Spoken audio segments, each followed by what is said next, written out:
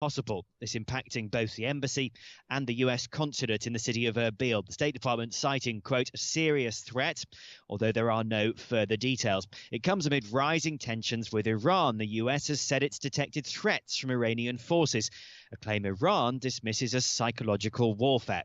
Separately, Iran's supreme leader saying no one is seeking war, but also hinting that Iran could easily begin enriching uranium to levels suitable for nuclear weapons. Dave? Simon, President Trump calls it very unfair, but his oldest son has agreed to go back to the Capitol to answer more questions in Congress's ongoing probes. A long back and forth with a subpoena issued in a risk of contempt of Congress resolution looming ended with Donald Trump Jr. agreeing to meet next month with the Senate Intelligence Committee. Fox News confirms the president's son agreed after the Senate panel signed off on limiting the interview to just a couple of hours and limiting the scope of questions. That's Fox's Jared Halpern. In Alabama, the state Senate approved the toughest restrictions in the country on abortion, a near-total ban. Performing one at any stage of pregnancy would be a felony. It would allow for an exception for the health of the mother, but not for rape or incest victims. I say to Governor Ivey, don't sign this bill. This bill would not be the test case for Roe versus Wade. Democratic State Senator Bobby Singleton, but Republican Terry Collins says it was designed to go to the Supreme Court to redo the landmark case that legalized abortion. Let's hope that we get that decision overturned, and then we can come up with a law that meets our state and what's right for us. This is Fox News. Skies are clear, moonlit this morning. 53 degrees at 5:02 on AM 560, The Answer, and good morning. I'm Mike Scott. Charges are pending following a shooting and a large brawl in Chicago Heights. Police officers there say they found a woman yesterday with a gunshot wound to the leg. As authorities tried to identify the shooter, a large group began gathering at the scene, and then fights broke out. Numerous arrests were made. The shooting victim is expected to be okay. The acting director of the Department of Children and Family Services is responding to critics after the deaths of over 100 children in the last year with ties to the agency. Mark Smith says it's important to know that not all of those children were killed by abuse or neglect. Meantime, the governor's independent review of DCFS programs that try to keep families together and out of foster care shows major failings. The survey of the Intact Family Services Unit came from the University of Chicago's Chapin Hall Center. Trial has begun for a man accused of fatally shooting an off-duty Chicago police officer during a 2010 attempted robbery. Assistant state's attorneys said during opening statements that Anton Carter tried to steal Officer Michael Bailey's new car. Keating says Carter's actions sparked that shootout in which the 62-year-old Bailey was shot 3 times. Cook County Circuit Judge Stanley Sachs has previously ruled prosecutors can call jailhouse informants as witnesses in that murder trial. Outgoing Chicago Alderman Proco Joe Moreno finds himself on the wrong side of the law after being arrested. Police say the First Ward Alderman was taken into custody last night on an arrest warrant over allegations of filing a false police report. Police have been investigating whether the city council member lied in January when he reported his car stolen. Moreno lost his re-election bid in February, and his term is slated to end next Monday. Meantime, Mayor-elect Lori Lightfoot is wasting no time in her fight to bring executive order change to City Hall. Her transition team telling aldermen yesterday that she will sign an order upon taking office next week that will strip aldermen of their unofficial veto power when it comes to licenses and permits. However, aldermen may be able to retain power over zoning. Lightfoot believes signing the order will be the first step in ending what she calls aldermanic privilege. A West Suburban man is accused of beating his mother to death with a baseball bat earlier this year in their Campton Hills home. Thomas Somerville surrendered to authorities after being charged with 2 felony counts of second-degree murder in the March 24th killing of Mary Somerville. His lawyer says he struck his mother with a bat because he thought she was an intruder in his second-floor bedroom. The attorney claims the son had just returned from a trip to Ireland over spring break and may have been experiencing jet lag at the time of the incident. Thomas posted bail yesterday after a judge set it at $300,000. An Indiana teenager accused of stabbing her mother more than 60 times has pleaded guilty to murder. 17-year-old Chastenia Reeves changed her plea under an agreement yesterday with prosecutors in exchange for a 45-year prison sentence. The judge in that case took the plea agreement under advisement. Reeves is scheduled to be sentenced June 12th. She was 15 at the time of that slaying, charged as an adult in Lake County's Superior Court. 5:06 on AM 560, The Answer. Chicago police are questioning this morning persons of interest in the disappearance of a pregnant woman last month in the South Lawndale neighborhood. Marlon Ochoa Uriostegi was last seen leaving Latino Youth High School April 23rd. The 19-year-old was 9 months pregnant at the time. Her due date, May 5th. Chicago police are taking a closer look at unsolved murders of more than 50 women, with the possibility that a serial killer may have been involved. The Tribune reports police brass have assigned a team of detectives to review new evidence in the deaths over a year after a local newspaper first revealed that 75 women, ranging in age from 18 to 58, had been strangled or smothered between 2001 and 2017. It could soon cost a lot more to not move over for police officers or firefighters in Illinois. A number of lawmakers yesterday say they're ready to move forward and double the fine for anyone who breaks the state's Scots law to move over. Right now, fines start at $100.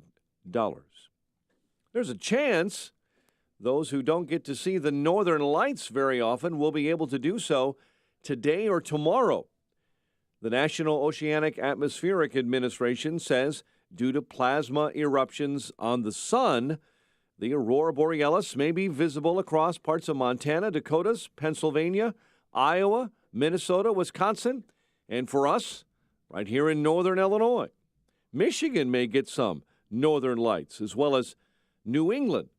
If they're visible, NOAA forecasters say it will happen in the early morning hours, right when Dan, Amy, and I are going to work, right before daybreak. Bulls have the 7th pick in the 2019 NBA draft. Chicago won the spot during last night's draft lottery. So the Bulls apparently own the 7th pick for the 3rd straight year. Last year, you recall, they selected Wendell Carter Jr. and then acquired Lauri Markkanen in the 2017 draft day trade of Jimmy Butler. Pelicans have the 1st pick in the NBA draft, followed by the Knicks, Lakers, and Cavaliers. Kyle Hendricks impressive on the mound and at the plate. In the Cubs' 3-1 win over the Reds, Hendricks 8 innings of 1-run ball and 3 for 4 at the plate with 2 RBI. Indians shut out the White Sox 9-0 at Guaranteed Rate Field. The news service of InvisibleFence.com. Pet parents trust Invisible Fence brand to protect their pets from escape and provide extra freedom. For a limited time, get 50% off the installation of a Boundary Plus containment system. Awarded at Consumer's Digest Best Buy. InvisibleFence.com. To learn more, visit InvisibleFence.com. It's 5:09. Check of traffic and weather on the way next on AM 560. Larry Elder says the numbers don't lie. What's this? Economic news showing the jobs in April. 263,000 new hires in April. And I'm watching CNN and MSNBC hee-haw when the news came, and man, they look depressed. They do not want to give the man any credit. The Larry Elder Show. Weeknights at 7, right before Jay Sekulow at 9 on AM 560. The Answer. Thinking about life insurance? What if you could make one free phone call and learn your best price from nearly a dozen highly rated, price-competitive companies? Well, that's exactly what happens when you call SelectQuote Life. For example, George is 40. He was getting sky-high quotes from other companies because he takes meds to control his blood pressure. But when I shopped around, I found him a 10-year, $500,000 policy for under $25 a month. I'm SelectQuote agent Dan Savino. And believe me, if SelectQuote isn't shopping for your life insurance, you're probably paying too much. For your free quote, call 800-613-7416. That's 800-613-7416. 800-613-7416. Or go to SelectQuote.com. Since 1985, we shop, you save. Get full details on the example policy at SelectQuote.com/commercials. Or price could vary depending on your health, issuing company, and other factors. Not available in all states. Policies issued by American General Life Insurance Company, Houston, Texas. Not available in all states. For details, visit AIGdirect.com. Do you have a family? Would you like to help make sure they'll be taken care of if anything were to happen to you? If you answered yes, you probably need life insurance. Now, do you think life insurance is expensive? If you answered yes to that too, you definitely need to give AIG Direct a call. We could find you a $250,000 policy for just $14 a month, which means you could save hundreds of dollars a year.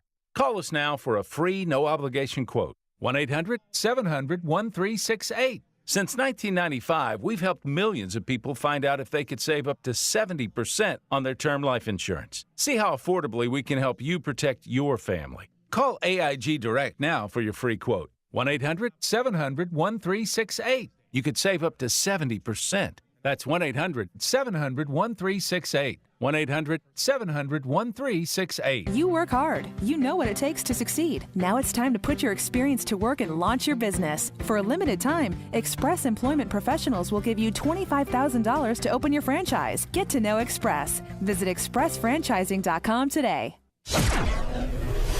It is 5:12 and a check on the roads this early morning in the AM 560 Traffic Center. Here's Jim Talamonte. Road conditions are looking pretty good right now on this Wednesday. Today, right at O'Hare, Irving Park will have some resurfacing work starting. It's between Taft and Seymour. This is west of Mannheim and east of York, right at the south end of the airport.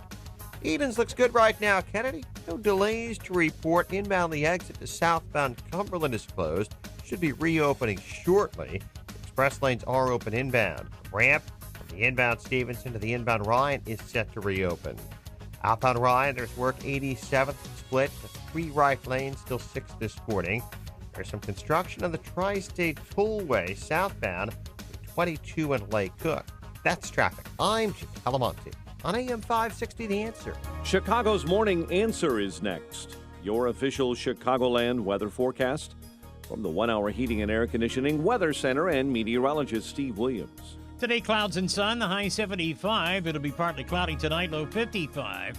For tomorrow, breezy clouds and some sun. Severe thunderstorm for the late afternoon could bring some downpours, large hail, damaging wind. The high tomorrow, 79. I'm Steve Williams on AM 560, The Answer. 53 at O'Hare, 56 along the lakefront. Your next news update is at 5:30. Chicago's Morning Answer with Dan and Amy starts now on AM 560, The Answer. This hourly segment is brought to you by Secure Retirement Radio with host Raj Shah. Sunday mornings at 7 on AM 560, The Answer. This is Chicago's Morning Answer with Dan Proft and Amy Jacobson on AM 560, The Answer.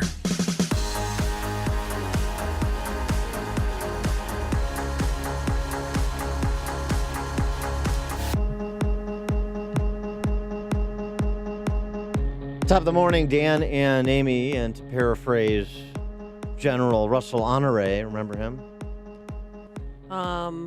Isn't that a character Tim Conway played? It was not. You're thinking of Dorfan Golf. General Russell Honore from Katrina fame. Oh. Remember, brought in to help with during the right, chaos of Katrina. And he Tim Conway. He uttered the phrase, amid the chaos that people were stuck on stupid around here. Oh, some of the right. response to the crisis after the levees broke. So to borrow from that, Rashida Tlaib, stuck on stupid, and I'll throw in ignorant, and I'll throw in dishonest, and I'll throw in anti-Semitic, and I'll throw in Seth Meyers to help. Seth Meyers providing her a platform to continue attempting to rewrite history. Yesterday on The Late Show, Rashida Tlaib had this to say. The tragedy of the Holocaust. I mean, the reason why Israel was created was to create a safe haven for Jews around the world. And there is something, like, in many ways beautiful about that. My ancestors, many had died or had to give up their livelihood, their human dignity, to provide a safe haven for Jews in our world. And that is something I wanted to recognize and kind of honor in some sort of way. But I also think it's important because I want Palestinian people also to find some sort of, light in this kind of what's happening, but also, in the end, I said, I want all of us to feel safe. All of us deserve human dignity, no matter our backgrounds, no matter our ethnicity, no matter even our political opinions. We all deserve that kind of equality and justice. And, for me, I wanted to uplift that and bring that to light. And it was unfortunate. I got a text message from a friend who's like, hey, next time, really clarify, maybe talk like a fourth grader, because maybe the racist idiots would understand you better. So it's just, I will continue to speak truth to power and continue to uplift my grandmother through love. And that's all I can do, is continue to share the human impact of what it means to be Palestinian in the occupied territory. Idiot racist. What do you think she's talking about? Republicans? I think she's talking about people that are critical of her. Yeah. Maybe, just maybe. I mean, she's talking about spreading love, and then she laughs, and that people in the audience, those trained seals, are laughing right along, like, oh, that's so funny. I got another one for you. Really? Talking about love and acceptance, and then you throw that out there? I got another hilarity for you. The Zionist Organization of America is calling on pro-Israel organizations and decent Americans to urge the removal of Representative Rashida Tlaib from the Democratic Party and congressional committees. So should Stephen King? Oh, good times. She's a riot. Hey, she's a mother. She has an 8-year-old. Her grandma, her mom's mom, still lives in Gaza. But the follow-up question would be, she's talking about what triumphant pain her family had to go through, to give up their homes and their land for the Jewish people. Why didn't follow up? Where did they move to? What livelihood did they have to give up? How did they suffer, Tlaib? How about just going through the well-documented 80 years of history of Palestinians and the Israelis, from the collaboration by the Palestinian Grand Mufti with Hitler in World War II to the terrorism of the last 60 years. No, I understand she's trying to rewrite history, but she keeps saying this sob story of how her family was so valiantly gave up their land. Well, really, how, where? Her What'd people. They do?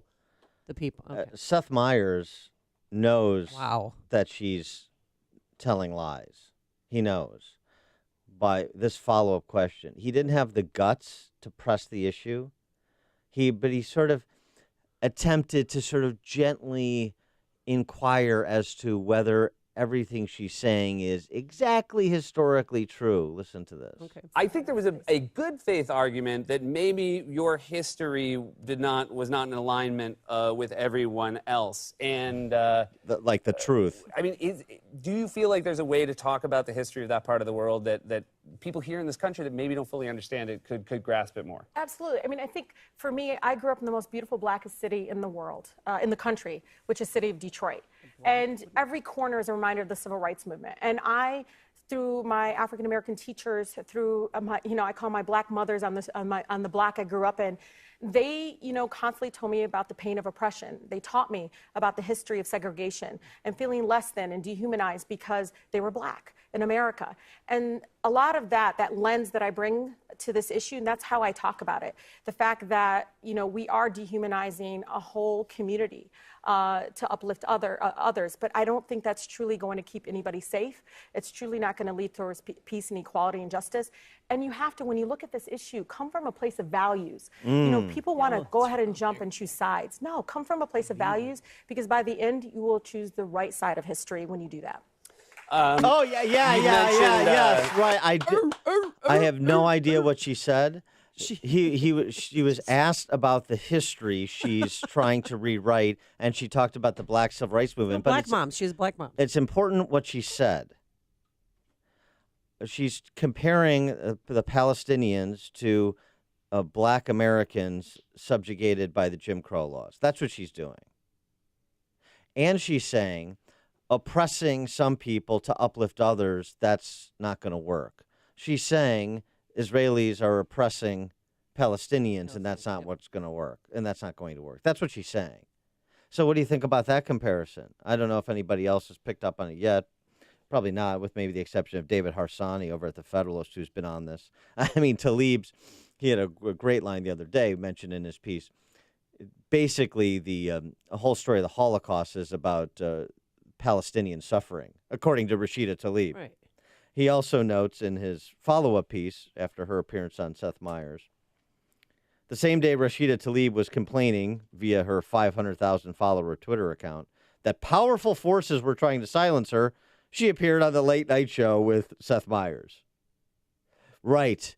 Boy, isn't it egregious, the effort to silence Rashida Tlaib by putting her on one of the national nightly talkers. Tlaib's presence on the late night is unsurprising, writes Harsanyi, as the show has become something of a safe haven for unaccomplished freshman reps with very specific opinions about a certain ethnicity. That the fact that Meyers, like most of his colleagues, shills for Democrats isn't particularly noteworthy. What is notable is that the comedian provides someone like Tlaib with a giant platform to spread a despicable historical lie. That's exactly right. Despicable historical lie. That's what she's spreading, and she's stuck on it, doubling down. And I hope people pick up on that little turn of a phrase or the little comparison that she made when she was given the chance to correct the history. Pressed down, and now she's comparing the plight of the Palestinians at their own hands, led by terrorists for 80 years, to the plight of blacks in America during Jim Crow.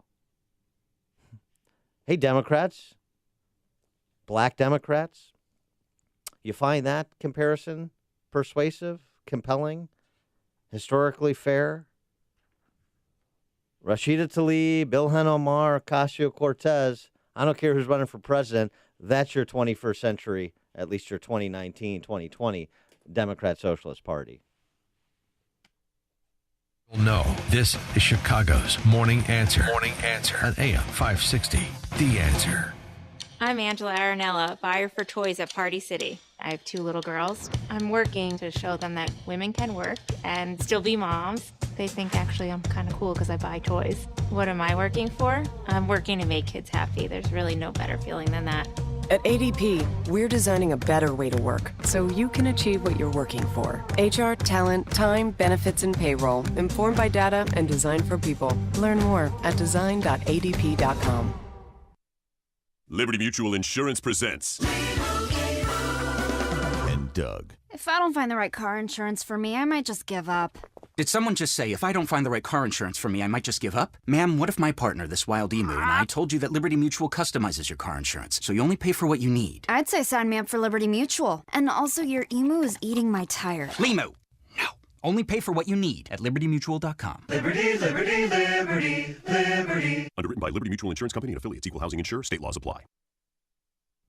Like to play golf? The weather's getting warmer. Good time to tee up that little white ball and come join us on Monday, June 24th at the beautiful Mistwood Golf Club in Romeoville, presented by Clear Financial Strategies. It's our annual golf event this year. It's benefiting, once again, the 100 Club of Chicago, but also the 100 clubs of DuPage and Will counties. And you don't have to be a business owner to come golf with us on Monday, June 24th.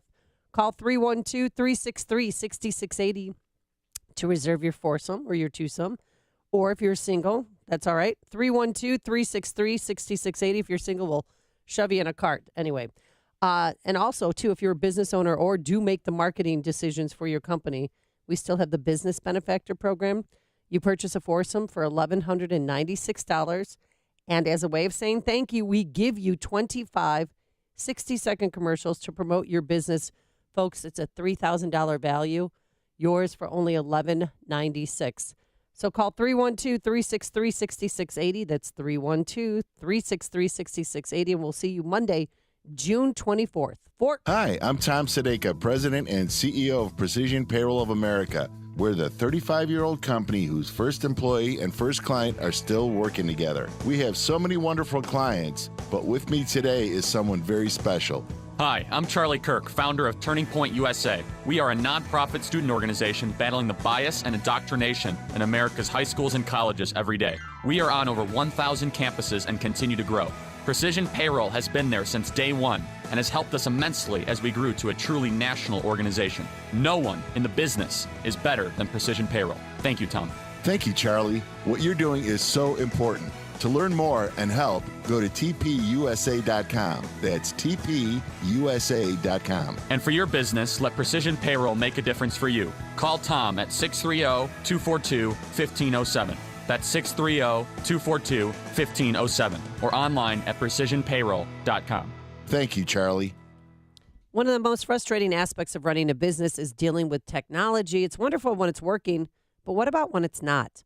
IT, networks, computers, you just want to run your business. And hiring an IT department is out of the question. Or is it?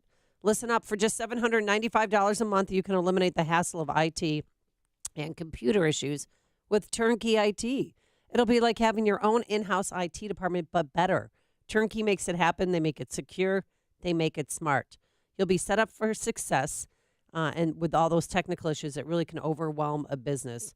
Turnkey becomes your IT department, and they'll help with all your daily IT issues, plus set you up with preventative steps to keep your business going. Have Turnkey do a complimentary network audit of your systems, even if you have a current IT company, so that you know where you stand with technology. Leave the technical stuff to the pros so you can focus on the important things. Visit turnkey.pro. AM 560, The Answer.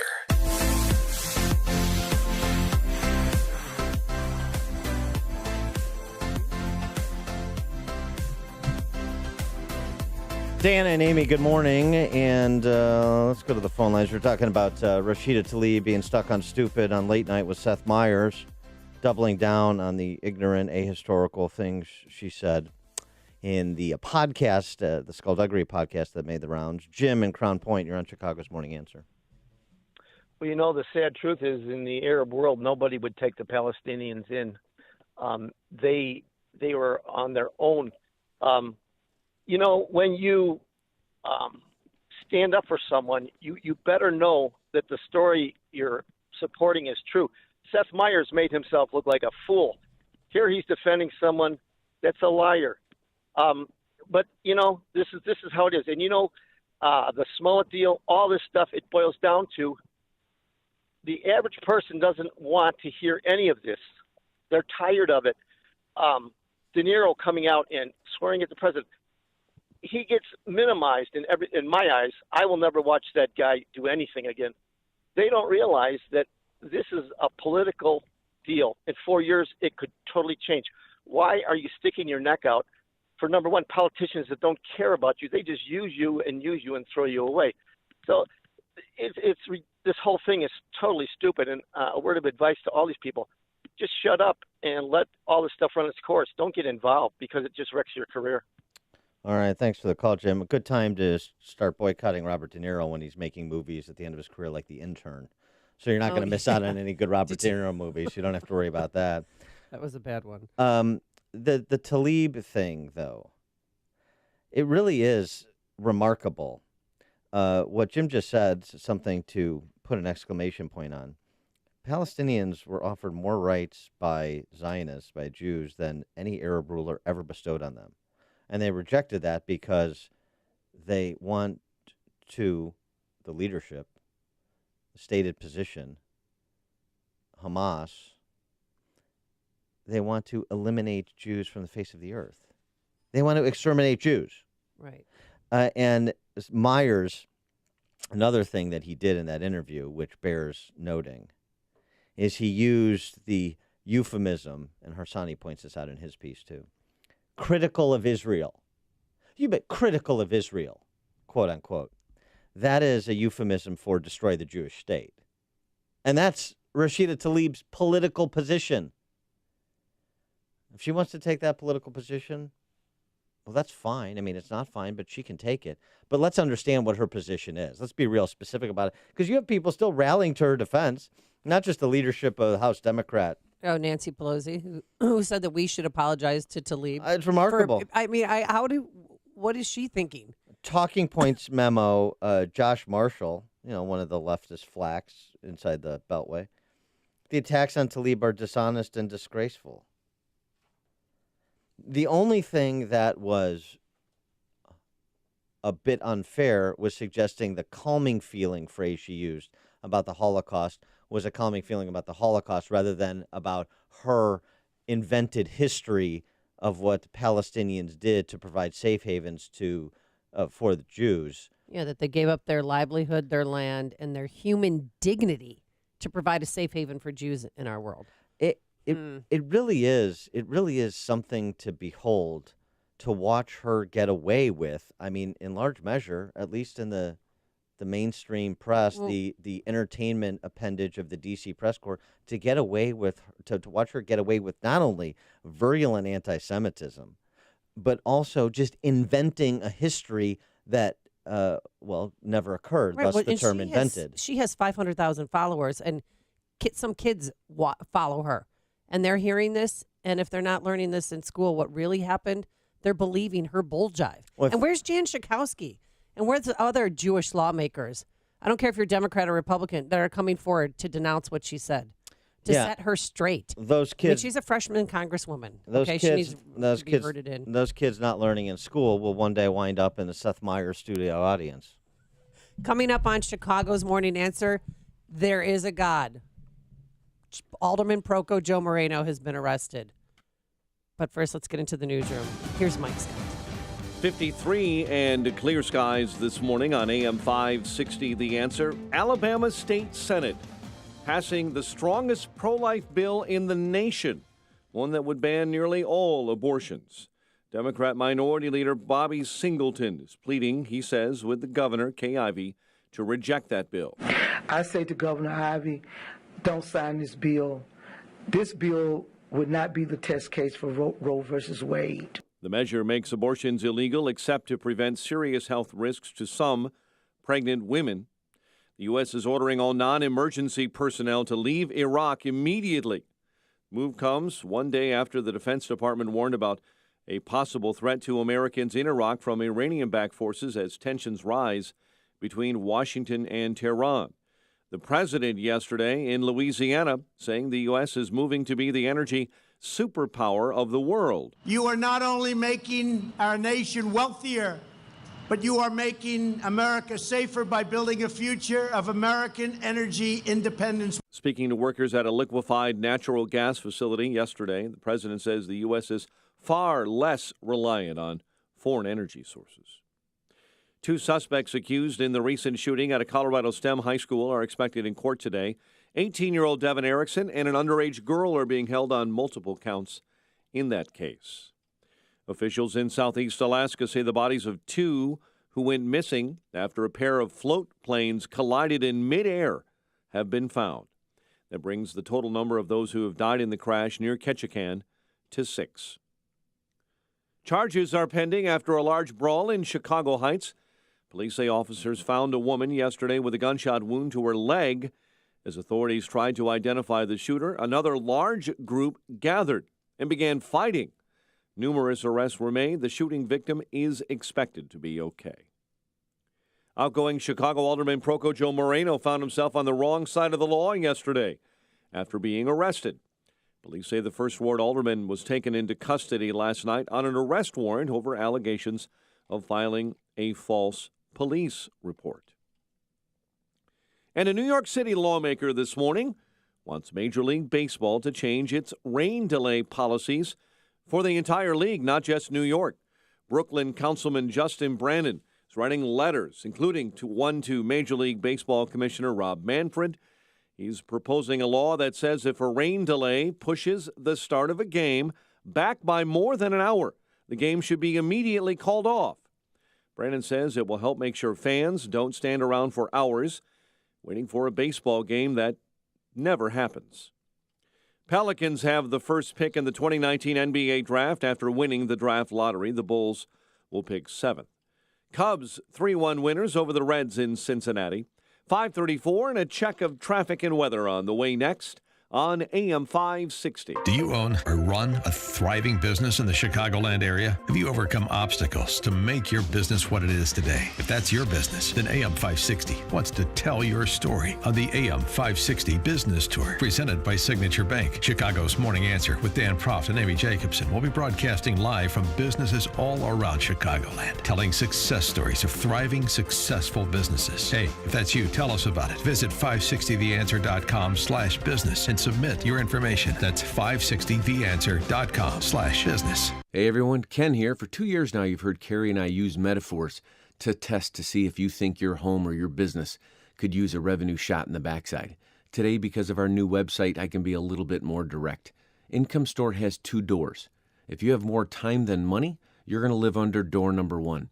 You're going to see over 400 digital assets, 5 to 20 minutes apiece, that'll teach you how to manage numbers and lead people, or show you 6 growth tips you've never heard of. All of this so you can start growing your home or your business revenue literally immediately. If you have more money than time, door number 2 is going to be for you. You can view some of our managed services, look for more done-for-you packages. 34% of Americans in 2018 visited one of our managed services. Forbes 3 years in a row quoted, "Income Store is an expert at generating home or business revenue." If you'd love to explore how to check out adding revenue to your home or business, just go to incomestore.com. That's incomestore.com. Hi, this is Amy Jacobson. Spring is the perfect time to take notice of any paint issues. Call the professionals at CertaPro Painters right away to take care of your home. Our front porch and back porches were chipping and peeling, just an eyesore. But CertaPro Painters swooped in and made a huge difference. They also painted a majority of our rooms in our house, the quality, service, and attention to detail like no other paint company. You know, spring is the season of change. Time to change your wall color or exterior and transform your home with an updated new look. And if you want some help with colors, they've got you covered with in-home color consultation or online with a color visualizer. Don't put it off. Time to hire CertaPro Painters, your residential and commercial painting expert. Schedule a free estimate online at CertaPro.com. That's Certa with a C, or call 1-800-GO-CERTA. Each CertaPro Painters business is independently owned and operated. CertaPro Painters, we do painting, you do life. 537. He's going to check on the roads this morning in the AM 560 Traffic Center. Here is Jim Talamonte. Petra has a major delay on the Rock Island line this morning. The train, which is due downtown at LaSalle Street Station at 5:38, remains stopped near Mokina due to mechanical problems. Keep an eye on that line this morning. Inbound Eisenhower, we're seeing delays. First Avenue to Des Plaines Avenue and Damon to the Burn Circle. 35 minutes, 390 to downtown. The Aiden's Academy are okay still. Around Stevenson, we have slow pockets starting around Cicero. 36 minutes, 355 to Lakeshore Drive. Ryan is 18 minutes, 95 to downtown. I-57, 16 minutes, I-80 to the merge. Bishopport, 18. Tollways are still fairly light. No delays right now in northwest Indiana. That's traffic. I'm Jim Talamonte on AM 560 The Answer. Chicago's Morning Answer continues next. Your official Chicagoland weather forecast from the 1-hour heating and air conditioning weather center. Clouds and sunshine will mix it up today, high 75. 53 at O'Hare, next news at 6. Chicago's Morning Answer with Dan and Amy continues next on AM 560, The Answer. Watch today's show live right now on the Income Store live video stream at 560theanswer.com. Only the biggest stories, only the biggest guests, and only the biggest opinions. This is AM 560, The Answer.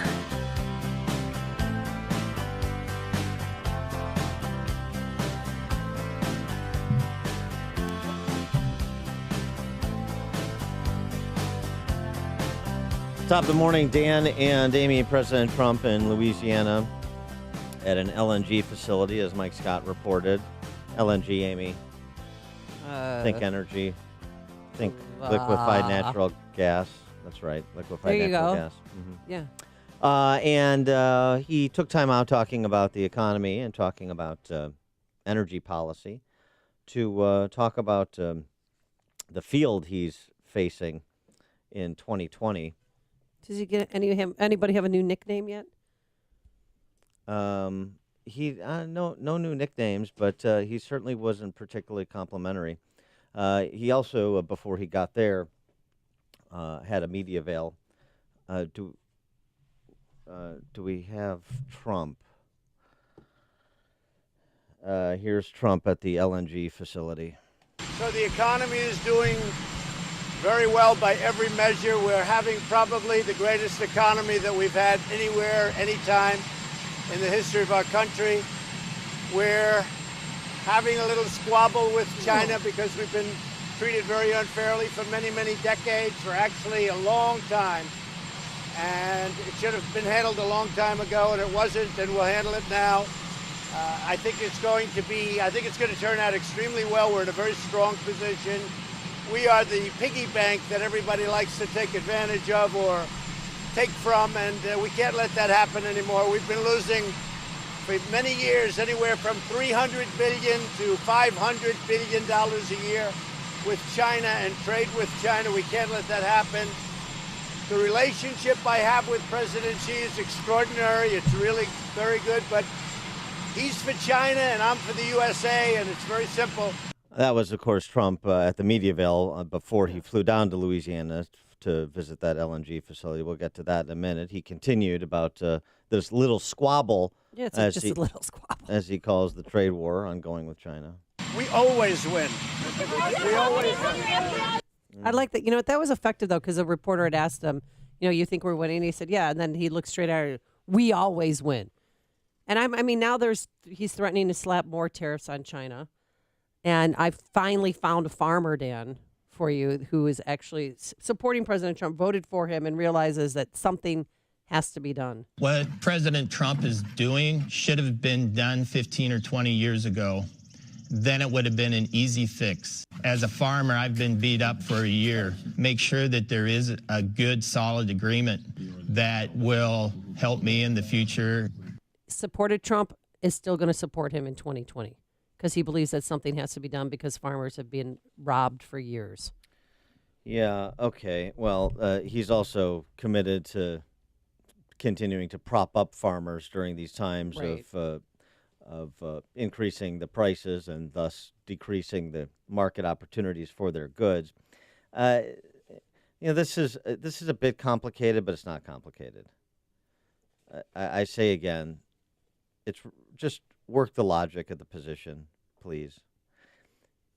If the goal is to get to a low tariff environment, as has been stated by President Trump on a number of occasions, as well, of course, by Larry Kudlow, who actually believes it, then by definition, you're saying that a higher tariffs, ratcheting up of tariffs, is destructive economic policy because that's not where you want to be.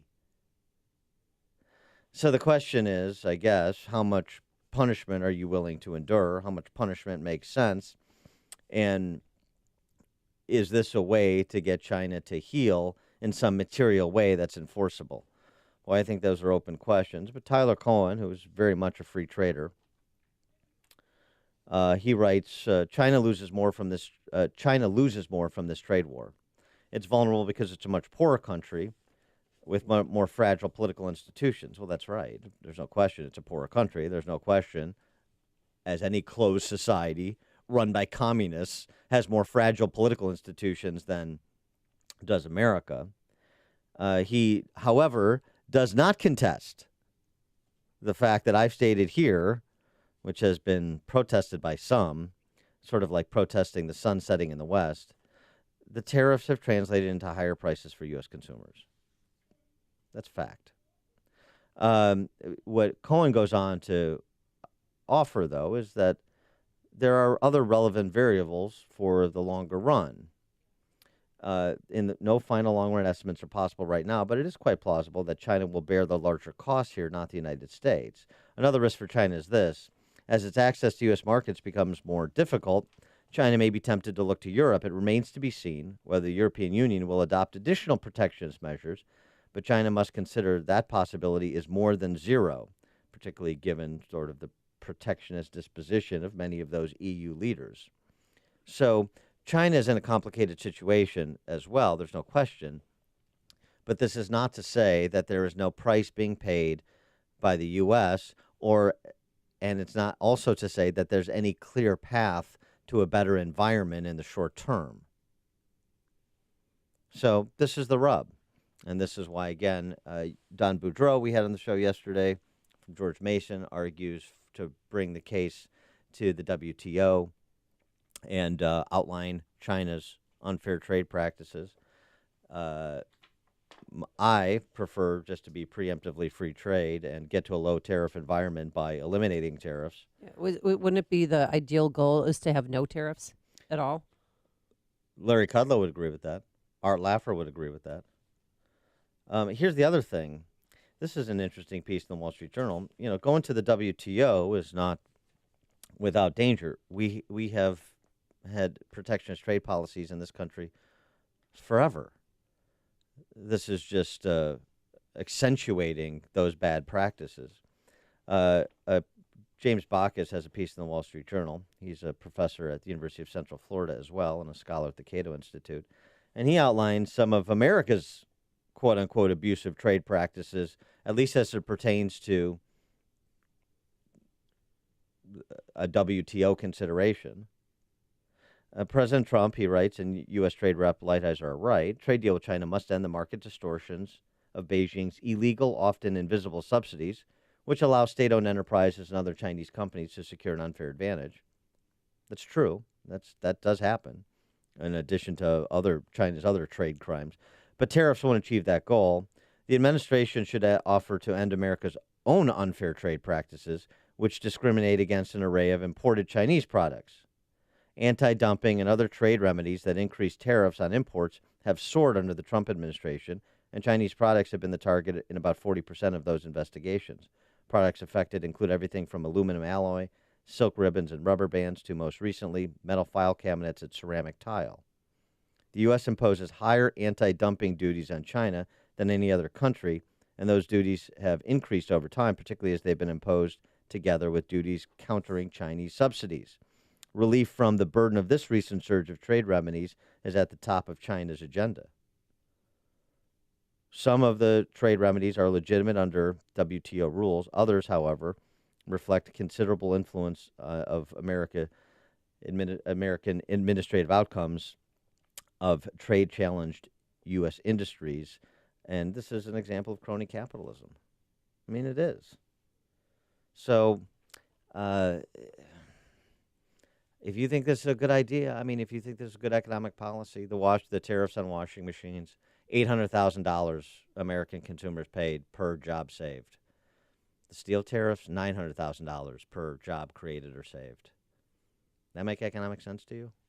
312-642-5600 is our turnkey DEPRO answer line. Nate in Bridgeport, you're on Chicago's Morning Answer. Hey, Mike, why doesn't Facebook get behind this thing and they could start a national effort to, like a GoFundMe page, and get behind this whole thing and fund all the farmers and stuff? They would do a lot to improve their status right now too. Okay, thanks, Nate. Well, people don't understand. Farmers feed the world. We need farmers, and 1 in 3 soybean rows would normally go to China, but ever since this started last September, they're not accepting the soybeans. So they're rotting. All their crops that they put into storage are rotting. So, we have to support our farmers. And President Trump realizes that and has something in place, if they have to take a hard hit.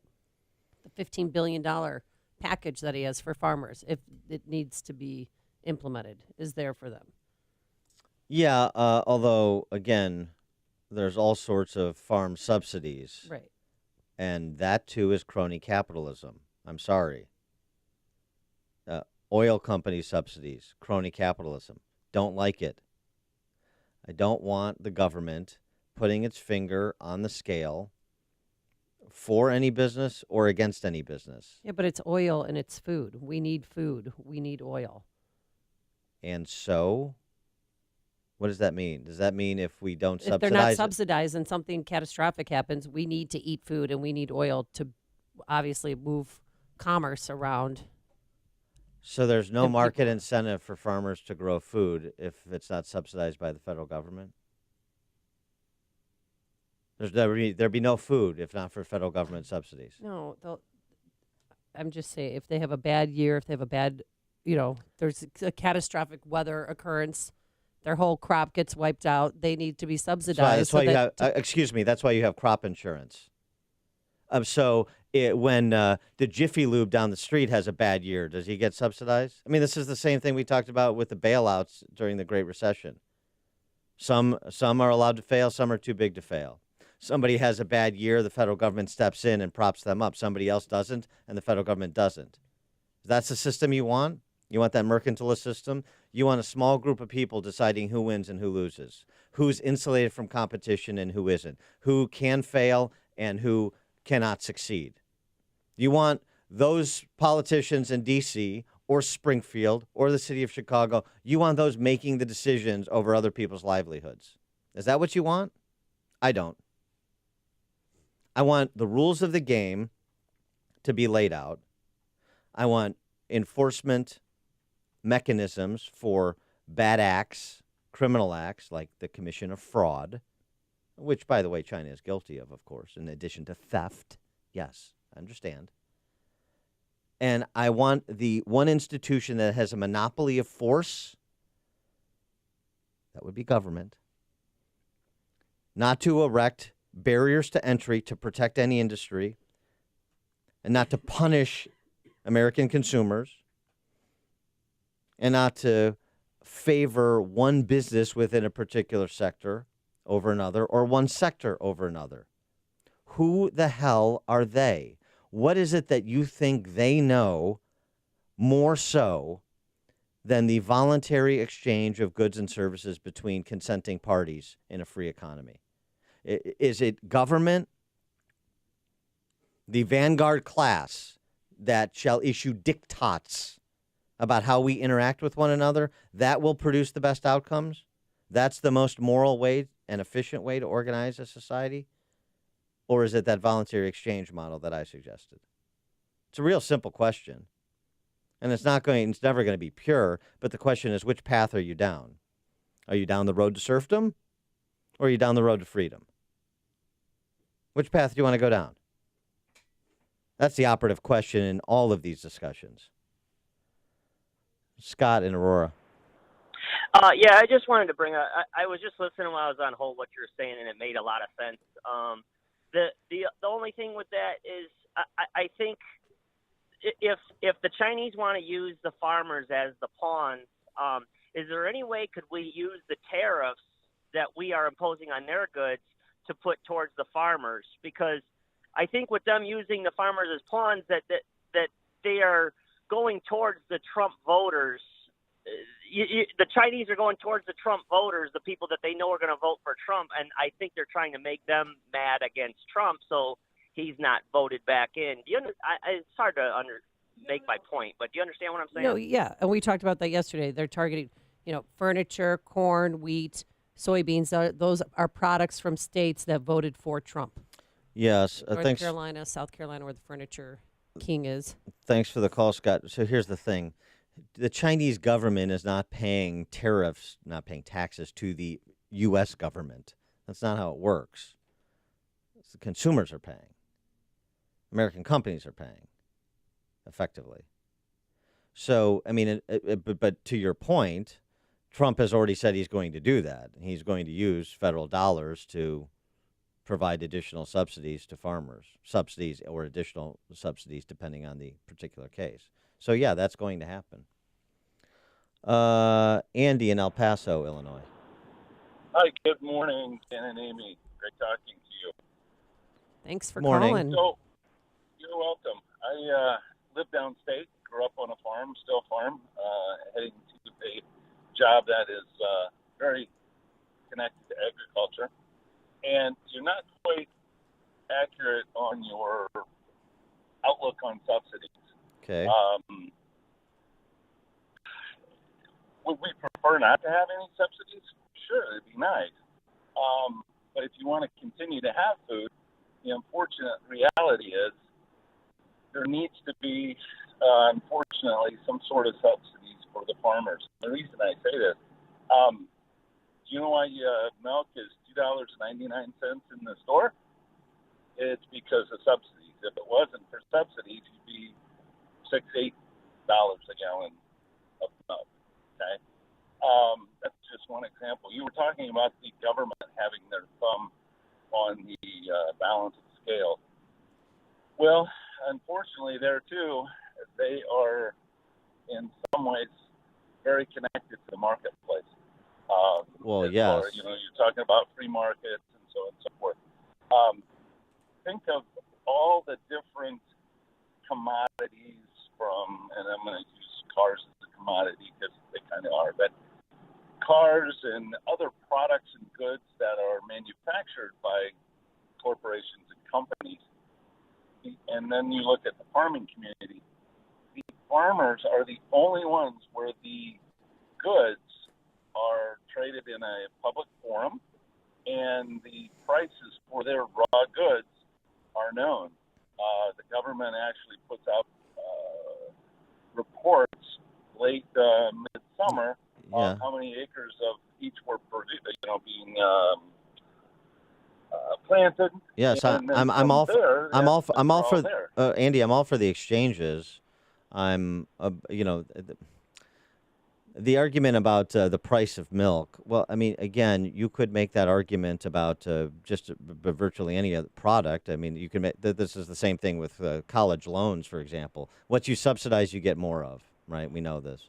Number two, if the government stopped taking the money out of my pocket to make decisions about which products to support and which products to oppose, then I could make those own purchase choices. So it's always sort of like we're keeping prices down by taking your money to support the industry. I'll tell you what, let the market find the market clearing price, and I'll pay that if you stop stealing from me. How about that?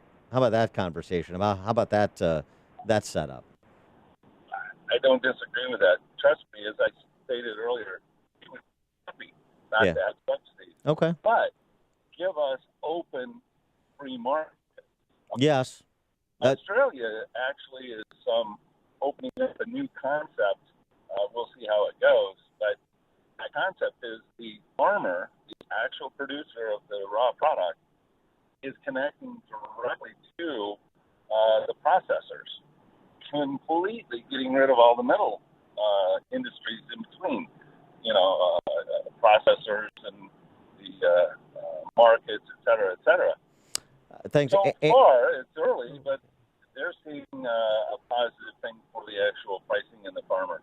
Well, Andy, I appreciate the call and your perspective as a practitioner, as a farmer, and or somebody now connected to ag but comes from a farming background. And I'll tell you what, I mean, we're not that far apart. We could work together. And so it's a good perspective. And I understand, as I said before, we're not going to get to this utopian free market setup that I've kind of presented. But just think about this. Which path are we on? Your path to aggrandizing and concentrating more power in the hands of a political ruling class, or devolving that power away to me and you, me and Andy, hashing it out fair and square in the marketplace. Think about it that way. There's only one radio show in Chicago talking about today's biggest stories and telling you what they really mean. That show is this one, Chicago's Morning Answer on AM 560, The Answer. Hey, if you're missing teeth or even a single tooth, then dental implants are a fantastic way to regain your confidence, your smile, and your dental health. Hey, Sean Hannity here. So what are you waiting for? Find out now if implants are for you. Successful implants don't come from an implant factory. Skill, treatment, installation, those are the main differences for successful lifelong implants. That's why you need to see Dr. Neruzzi at Fox River Periodontics. Dr. Neruzzi is the recommended choice of dentists that don't do implants themselves. You need the experience, the skill, and honesty that over 25 years of dental implants brings, and you're going to be happy with your implant. It's not a mass production procedure because everyone is different. And Dr. Neruzzi wants to talk to you about dental implants today. This is Dr. Neruzzi. I personally guarantee your happiness with your implants. Call Fox River Periodontics at 630-232-7400. They're online at implantsforme.com. It's news, opinion, insight. It's AM 560, The Answer. WIND, Chicago. Could this challenge Roe v. Wade? I'm Dave Anthony, Fox News. Alabama State Senate approving an abortion law that is pretty much a ban, outlawing the procedure to end any pregnancy, making it a felony, even in the case of rape or incest. Only the health of a mother is an exception. A doctor who does an abortion in this state under this law will probably never see life again outside of the jail cell. Democratic State Senator Bobby Singleton urging the Republican governor not to sign it, but GOP Senator Harry Collins says this gets to the heart of the Supreme Court decision legalizing abortion. Which is that baby in the womb, a person. In Alabama law, it's a person. Our people in Alabama voted last fall. We believe that, and we believe that's what it's aimed at. Fewer American babies were born last year, the fewest in 32 years. A government report shows it was a record low for women in their teens and 20s. The only groups with slight increases, moms in their late 30s, early 40s. President Trump doesn't like it, but his oldest son has agreed to answer more questions in Congress's probes. Fox's Rachel Sutherland live in Washington. Dave, Donald Trump Jr. made a deal with the Republican-led Senate Intelligence Committee to testify in late June for up to 4 hours on a limited number of topics related to the Russia probe. Speaking to reporters yesterday, President Trump said the committee's subpoena was unfair. My son spent, I guess, over 20 hours testifying about something that Mueller said was 100% okay. Trump Jr. was expected to defy the subpoena and be held in contempt, but 11th-hour negotiations resulted in the agreement. Dave? Rachel, the growing tension with Iran has the U.S. government ordering all non-essential, non-emergency personnel in Iraq to leave that country, following the warnings of threats to American interests in the Middle East from Iran and Iran's proxies in the region. This is Fox News. Skies are clouding up just a bit. 54 degrees at 6:02 on AM 560. The Answer, and good morning. I'm Mike Scott. A trial is underway for a man accused of murdering a 2-year-old Rockford boy whose body parts were found in a Chicago lagoon in 2015. During opening statements, Cook County prosecutors said Kamal Harris snapped and killed Kirian Knox, dismembering his body and then scattering the weighted-down remains in the Garfield Park Lagoon on the city's west side. He was babysitting at the time of Kirian Knox's death. Charges are pending following a shooting and a large brawl in Chicago Heights. Police officers there say they found a woman with a gunshot wound to her leg. As authorities tried to identify the shooter, a large group gathered, and they began fighting. Numerous arrests were made. The shooting victim is expected to be okay. Outgoing Chicago Alderman Proco Joe Moreno found himself on the wrong side of the law yesterday after being arrested.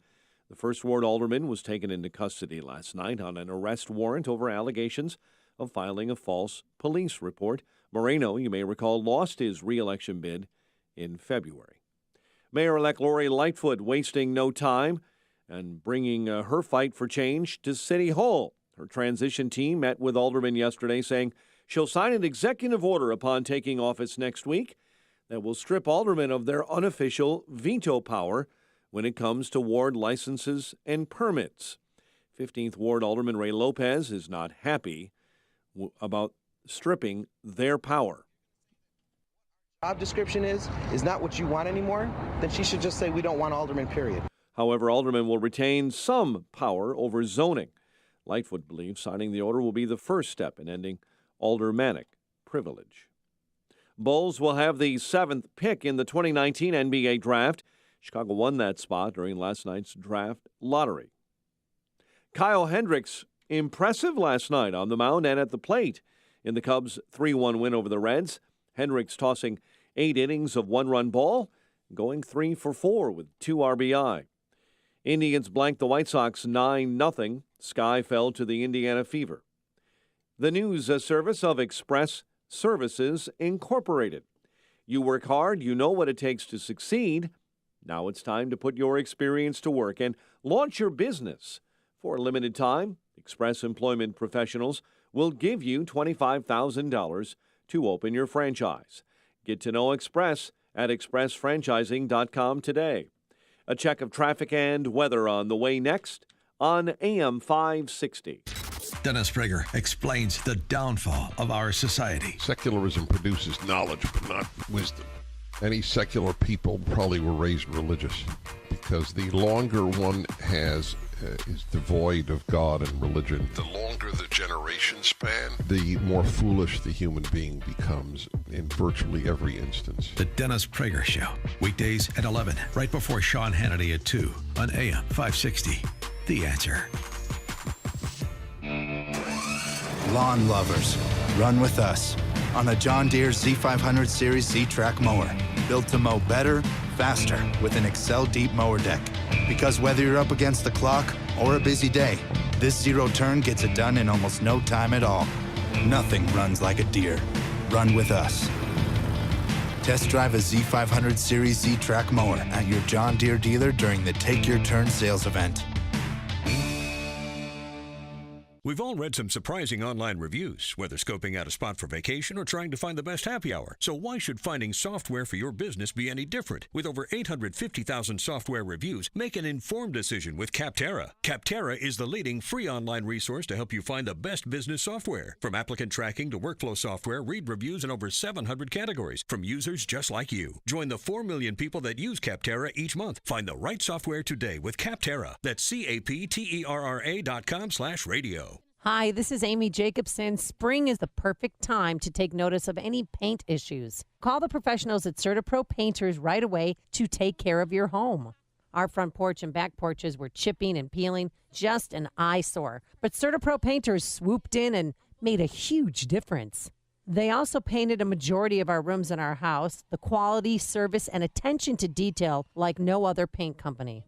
You know, spring is the season of change. Time to change your wall color or exterior and transform your home with an updated new look. And if you want some help with colors, they've got you covered with in-home color consultation or online with a color visualizer. Don't put it off. Time to hire CertaPro Painters, your residential and commercial painting expert. Schedule a free estimate online at CertaPro.com. That's Certa with a C, or call 1-800-GO-CERTA. Each CertaPro Painters business is independently owned and operated. CertaPro Painters, we do painting, you do life. Don't let summer vacation slow down your important accounting and finance projects. Whether you need help for a day, week, or month, AccountTemps provides highly skilled temporary professionals with the skills you need, right when you need them most. AccountTemps, a Robert Half company. 6:07, and in the AM 560 traffic center, here's Jim Telemonte. Inbound Eisenhower traffic is heavy early. Wolf to Harlem and Sacramento to the Burn Circle with that odd lane configuration coming into downtown Chicago. It's 46 minutes, 390 to downtown, 32 from Manheim, outbound 30 minutes to 390. The Edens is okay, but the eastbound spur is clogged up, Tri-State to Waukegan Road. Inbound Kennedy, it's tight Cumberland to Harlem, 23 minutes, O'Hare to downtown, outbound 21. Bound Stevenson delays start at Lamont Road, 48 minutes, 355 to Lakeshore Drive. Ryan is 25 minutes, 95th to downtown. I-57, 17 minutes, I-80 to the Merge, Bishopford 19. The northbound Tri-State is heavy from Reagan Tollway to the Eisenhower. It's traffic. I'm Jim Telemonte on AM 560 The Answer. Chicago's Morning Answer continues next, and your official Chicagoland weather forecast from the 1 Hour Heating and Air Conditioning Weather Center. Here's our meteorologist, Steve Williams. Times of clouds and sun today, high 75. It'll be partly cloudy tonight, low 55. Partly sunny, breezy tomorrow. Severe thunderstorm for the late afternoon. That could bring downpours, large hail, damaging wind gusts, and a high 79. I'm Steve Williams on AM 560, The Answer. 54 at O'Hare. Next news, 6:30. Chicago's Morning Answer with Dan and Amy continues next on AM 560, The Answer. Don't forget that you can watch Chicago's Morning Answer on the Income Store live video stream every morning at 560theanswer.com. This is Chicago's Morning Answer with Dan Proft and Amy Jacobson on AM 560. The Answer.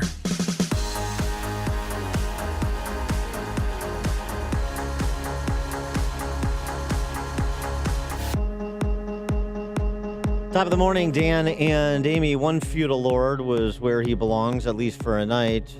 Proco Gropo Joe Moreno finally arrested for what we know was the case. We've known for the case for months. I don't know why it took so long filing a false police report. Yeah, and he turned himself in to police yesterday because they knew that he knew that, and his lawyer knew that there was a warrant out for his arrest. He's going to appear in court today, Dan, for a bond hearing. So that means he spent the night at the district. And I hope he was sweating a little there in his cell for what he's done. Refreshing the recollection, what did he do? He filed a false police report alleging his girlfriend, in quotation marks, stole his car. Exactly. And then, let's go over these text messages here. Meet me at my house at 11. You can have my car. And then she said, great, can you Uber me, please, like 10:30? And thanks so much. And he said, yes, just tell me when you're ready. And then he said, don't smoke in my car. Baby, I'm with you. Cool. Can we have dinner? Blah, blah, blah.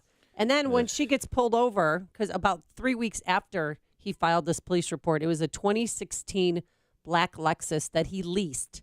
And he said he parked it on Roscoe and it was disappeared. Well, she had it that whole time. And when she was pulled over, she had 6 police officers. A gun was drawn.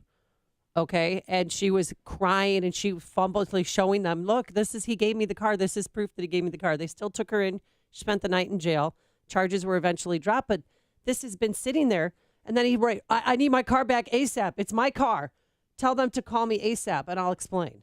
He wanted the police to call the alderman right there at the scene to explain what happened because he thinks he has so much power that he could, change the course of things. So let's be clear on the facts.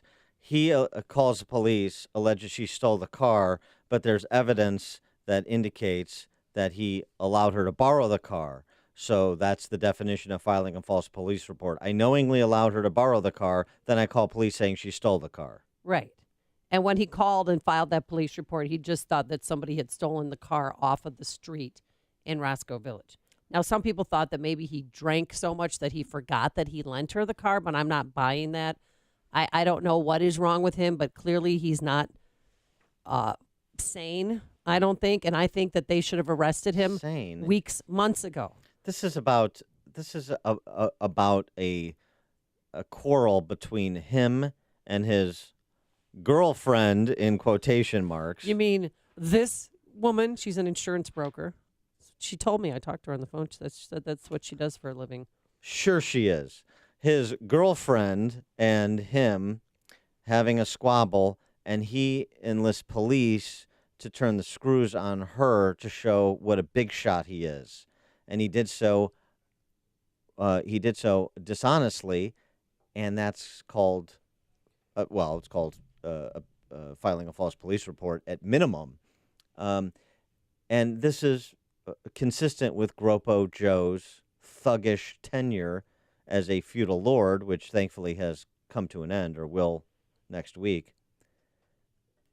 And the real justice here would be for somebody to return the favor during his time in county, to put him on the receiving end of the way that he has treated his constituents, including, by the way, this is hardly the most egregious example. The most egregious example, and I don't know where the federal government is here, is Proco Gropo Joe on video shaking down a business owner, a building owner in his district where the double door used to be located, and telling this building owner he will forgive back rent due.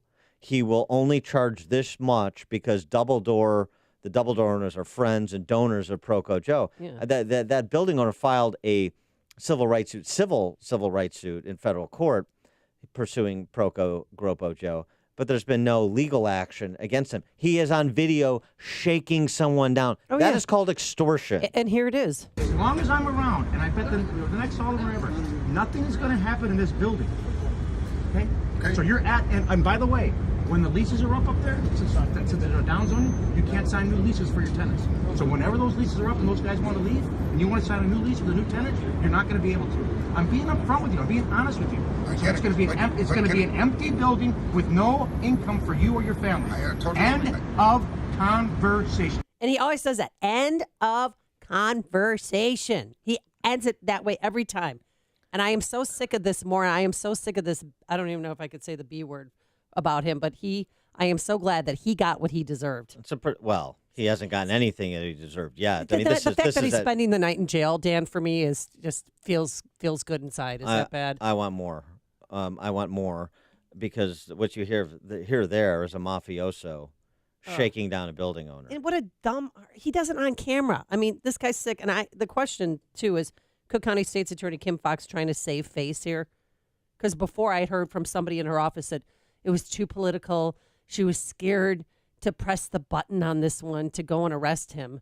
And I've been checking in with police, and they keep saying it's still an open investigation, So 312-642-5600, turnkey.pro answer line. And will this case get dropped just like Jussie Smollett's was? He filed a false police report.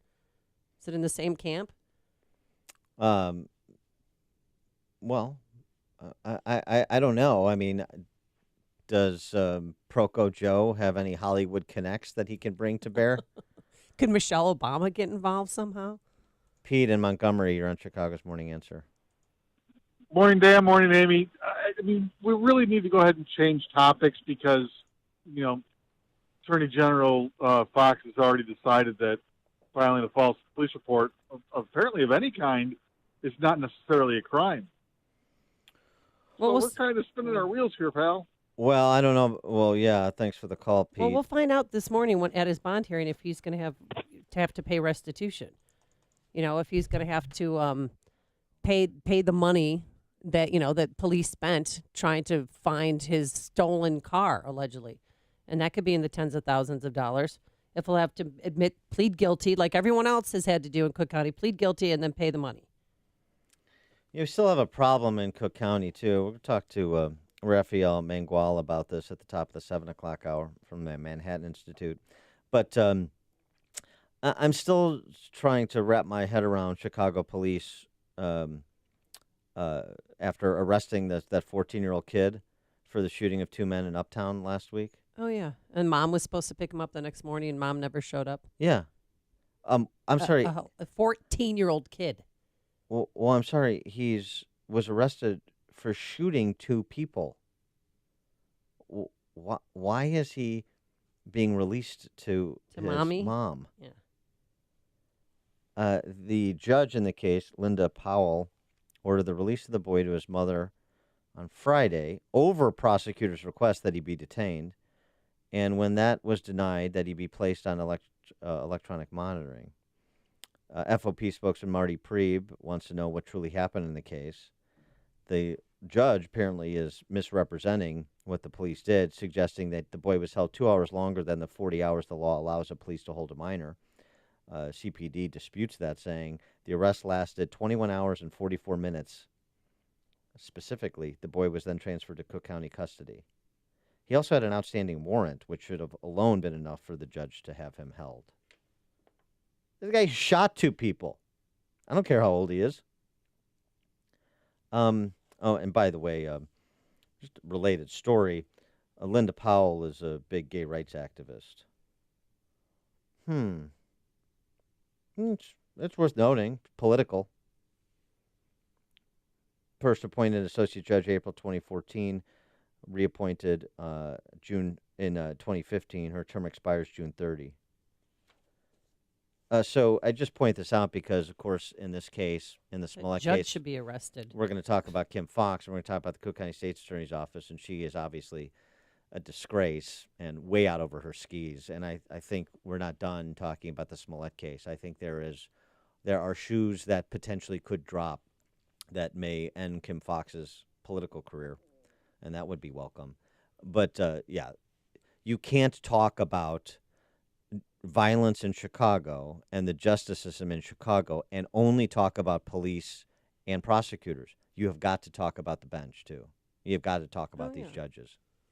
And I'll be interesting to see what judge is assigned to the Proco Joe Moreno case and what he decides to do. Carl on the south side, you're on Chicago's Morning Answer. Good morning. I don't know if charges will be dropped on Mr. Proco Joe because today he's spending the 8 hours at the Jesse Jackson Foundation, and I'll probably be having a news conference about 4 o'clock this afternoon going, hey, do I get the Jesse Smollett deal? Yeah, right. Just saying. Thanks for the call, Carl. and just- Hideout at Rainbow Push, right? Yeah, and just remember, this is what Proco Joe said, because I talked to him too on the phone about what's going on, and he kept this defense up. There's calls that I wanted to have the car back, so I got the car back. She's fine. She's a single mom that I'm trying to help out, and the road to hell is paved with good intentions. Oh, see, the problem is he's got too much heart, Dan. He loves too much. Yeah, okay, Samuel Johnson. Here's the thing. I knew somehow Gropo Joe would be the hero in this story. Dave and Lamont, you're on Chicago's Morning Answer. Yeah, I'm going to be hands off on the filing false police report. I did actually file a police report on a stolen car. I had a car stolen in Chicago 20 years ago by the lakefront. And I just want to give a shout out to the Chicago police. You think, oh, big city, nobody cares. These two cops, I don't know how they did it, but they saw a couple driving around in my car. And these two guys, I wish I had their names, they were the top two cops in recovering stolen autos. And they knew what to look for in terms of behavior. If somebody's in the car and behavior or just how the car looks, plates, whatever. And they gave me some details how they thought that it was a stolen car and pulled up on the guy. It was. But, hey, shout out Chicago police. All right. There's a lot of awesome cops over there. Yeah, thanks for the call, Dave. It turns out there's a lot of Chicago police officers who know what they're doing. Who would have thunk it by consuming Chicago press coverage of police and crime in the city? Before you see it on TV, share it on Facebook, or read about it in the paper. Hear it here first. This is Chicago's Morning Answer on AM 560. The Answer. Want to keep your AC from conking out? At your local 1 Hour Heating and Air Conditioning, we recommend an AC tune-up, ASAP. It can help pinpoint potential problems and even extend the life of your air conditioning system. How's that for a comforting thought? Right now, get cool savings on an AC tune-up. Call 855-1-HOUR. Your comfort is just a call away. Call 1 Hour. Terms and conditions may apply. Call for details. Independently owned and operated. Licensed in the respective state or county. All right, we still have some foursomes available for our upcoming golf outing that is benefiting the 100 clubs of Chicago, DuPage, and Will counties. And many of you asked, hey, do I need to be a business owner to golf with you? The answer is no. Anyone can join us and golf on Monday, June 24th at the Mistwood Golf Club in Romeoville. And it's presented by Clear Financial Strategies. So just call this number, 312-363-6680. That's 312-363-6680. And again, anyone can join us for a great day of golf. It's warming up outside. We're finally going to have spring-like weather. So come join us on June 24th at the Mistwood Golf Club. We have a 7:30 a.m. and a 2 p.m. shotgun starts. It's a scramble format. And if you're a business owner or make the marketing decisions for your company, we still have the Business Benefactor Program. Here's the deal. Foursome, $1,196, and we'll give you 25 60-second commercials to promote your business, and they'll air right here Monday through Friday on AM 560. It's a $3,000 advertising value for just $1,196. And a portion of the proceeds will benefit the 100 clubs that provide financial and educational assistance to the families of fallen first responders. It's a win-win, and it's a fun day. 312-363-6680. That's 312-363-6680. It looks like I'm a wreck. It's in the hole! You don't want to mess with the IRS. They have the power to garnish your paycheck, levy your bank accounts, and even take your home or business. That's all true. But thankfully, they're offering a way out. The Fresh Start Initiative. If you qualify, you could save thousands. The experts at Optima Tax Relief will fight to get you the best possible tax settlement, and they have an A+ rating with the BBB. Call Optima for your free consultation. Call 800-410-6744. 800-410-6744. Optima Tax Relief. Hey, if you haven't already, get out and enjoy the spring and soon the summer. And you can't do it if you're feeling sick or run down or just don't have the energy you need. And that's why you need to do what I started doing, and that's take Balance of Nature. 10 servings of 31 fruits and vegetables all in a single capsule. Because admit it, none of us eat enough fruits and vegetables on our own. So that's why Balance of Nature is so great.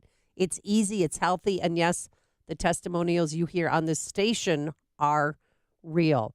And now's the perfect time to start because you can lock in your price for fruits and vegetables today and get free shipping on every order. If you lock in now, you won't pay more when the cost of produce starts to rise later this year. Call today, 800-246-8751. That's 800-246-8751. Use promo code Chicago or go to balanceofnature.com. Promo code Chicago. Policies issued by American General Life Insurance Company, Houston, Texas. Not available in all states. For details, visit AIGdirect.com. Do you have a family? Would you like to help make sure they'll be taken care of if anything were to happen to you? If you answered yes, you probably need life insurance. Now, do you think life insurance is expensive? If you answered yes to that too, you definitely need to give AIG Direct a call. We could find you a $250,000 policy for just $14 a month, which means you could save hundreds of dollars a year. Call us now for a free, no-obligation quote. 1-800-700-1368. Since 1995, we've helped millions of people find out if they could save up to 70% on their term life insurance. See how affordably we can help you protect your family. Call AIG Direct now for your free quote. 1-800-700-1368. You could save up to 70%. That's 1-800-700-1368. 1-800-700-1368. AM 560. The Answer.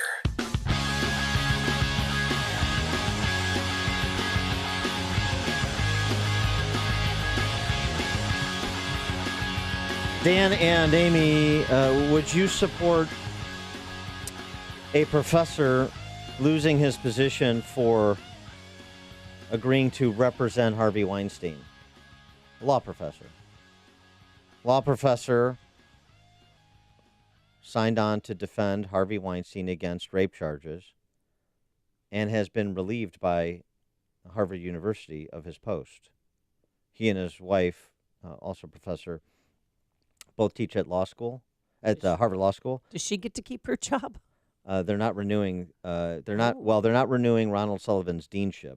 Okay. Ronald Sullivan, the first African American dean, a residential dean at Harvard. Why do they care what he does in his free time? That's none of their business, and that shouldn't affect his post at Harvard. Honestly.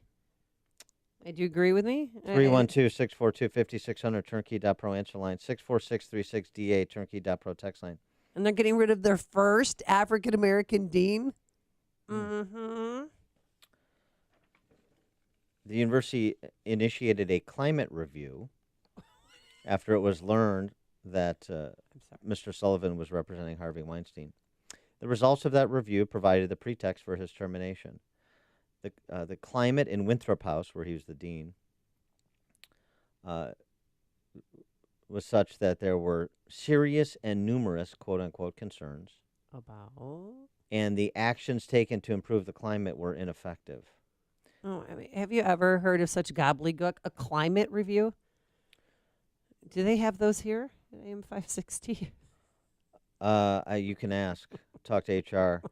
The issue, of course, is that Harvard law students didn't feel safe. Oh, my gosh.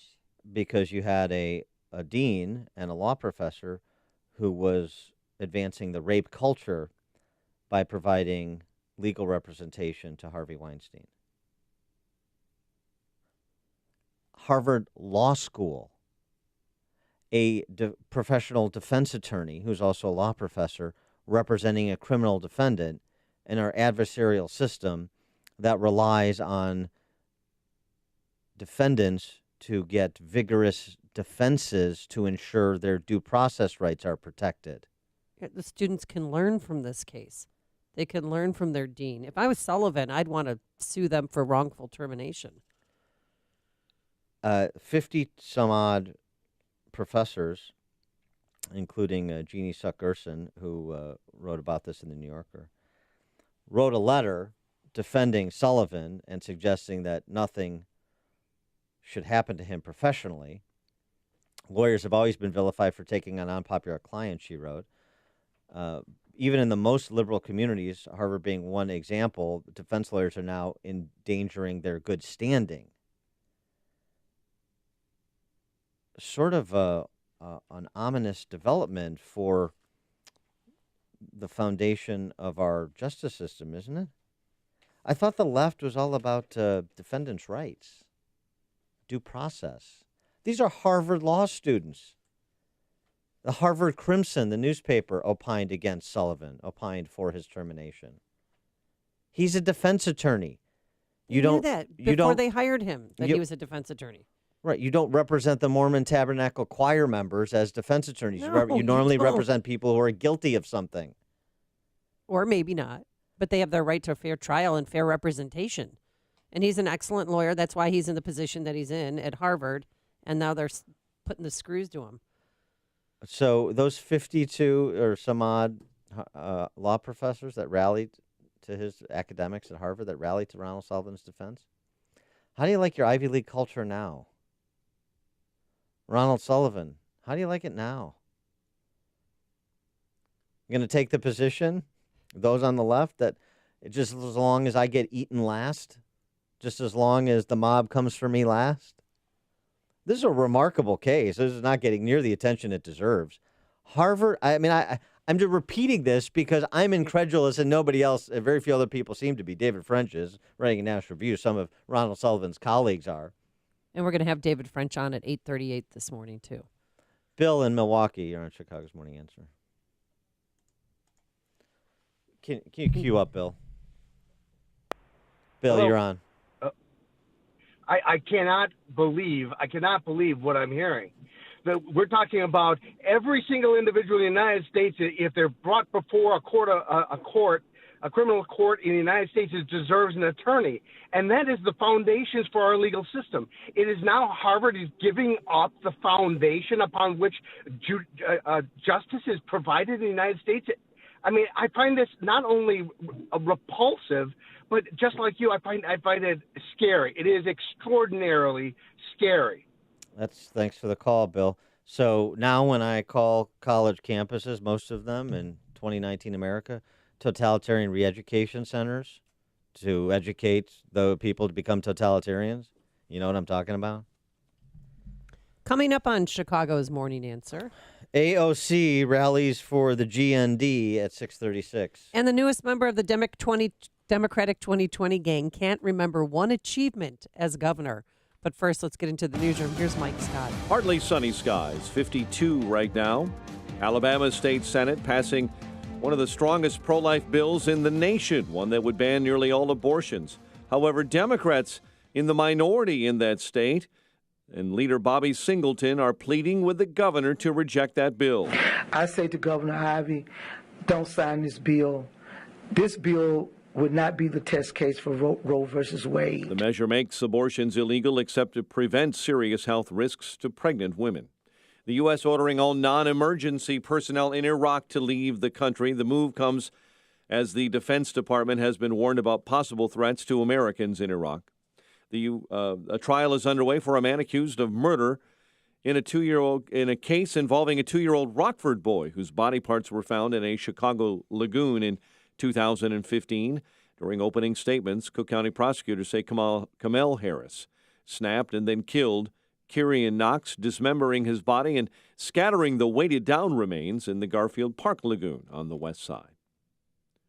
Mayor-elect Lori Lightfoot wasting no time in her fight to bring change to City Hall. Her transition team told aldermen yesterday she plans to sign an executive order upon taking office, stripping aldermen of their unofficial veto power when it comes to aldermanic privilege. Chicago police are questioning persons of interest in the disappearance of a pregnant woman last month in the South Lawndale neighborhood. Marlon Ochoa Uriotzigi was last seen leaving the Latino Youth High School on April 23rd. The 19-year-old was 9 months pregnant. The Bulls will have the 7th pick in the 2019 NBA draft, the 7th pick for the 3rd straight year. Pelicans will pick number 1. Cubs over the Reds, 3-1. Tribe over the White Sox, 9-0. The news service of Panera Bread. At Panera, breakfast to go no longer means to settle. Wake up with a new maple glazed bacon, scrambled egg and cheese breakfast wrap and a Madagascar vanilla cold brew, all ready to go with the push of a button. Panera, food as it should be. 6:34 and a check of traffic and weather on the way next on AM 560. Sean Hannity thinks the president is dealing with more than he should. After never invoking executive privilege, after being the most cooperative with the Mueller investigation, and then 1.45 million documents, questions answered by the president, enough is enough. This now becomes about presidential harassment. The Sean Hannity Show.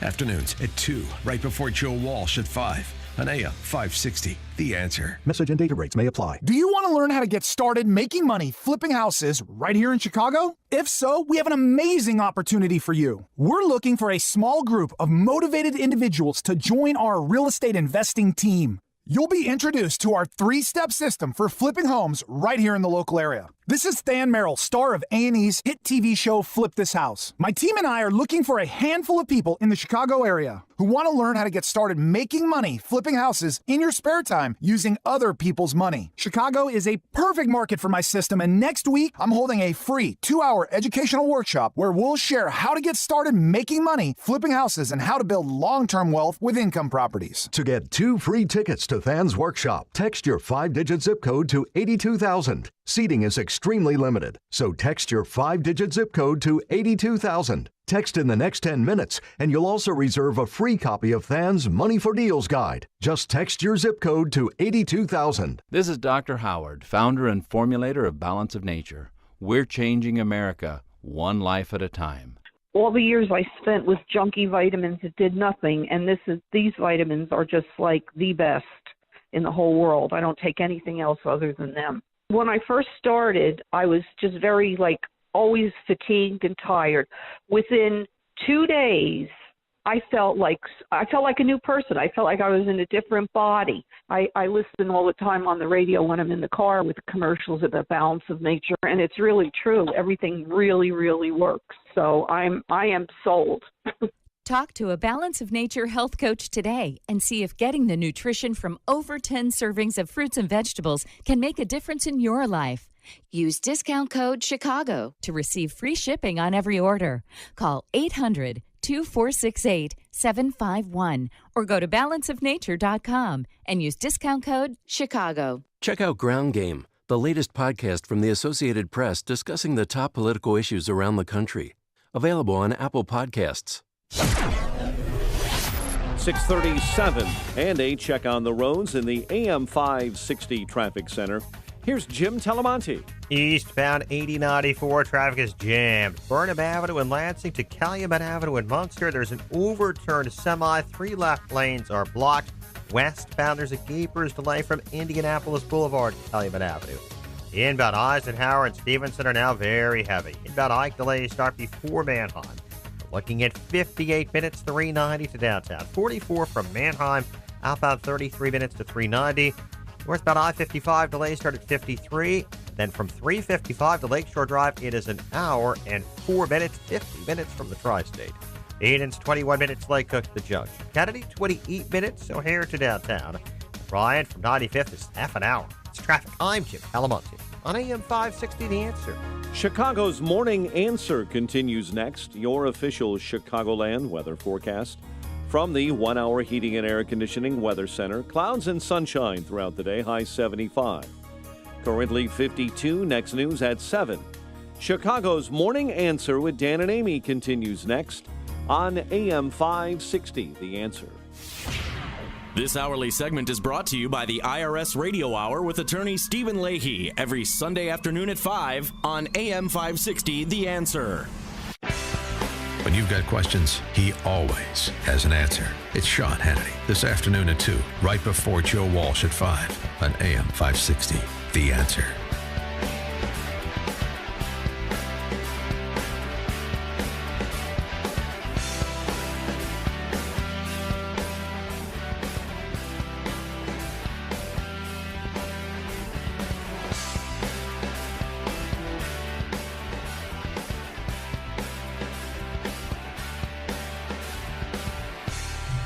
Top of the morning, Dan and Amy.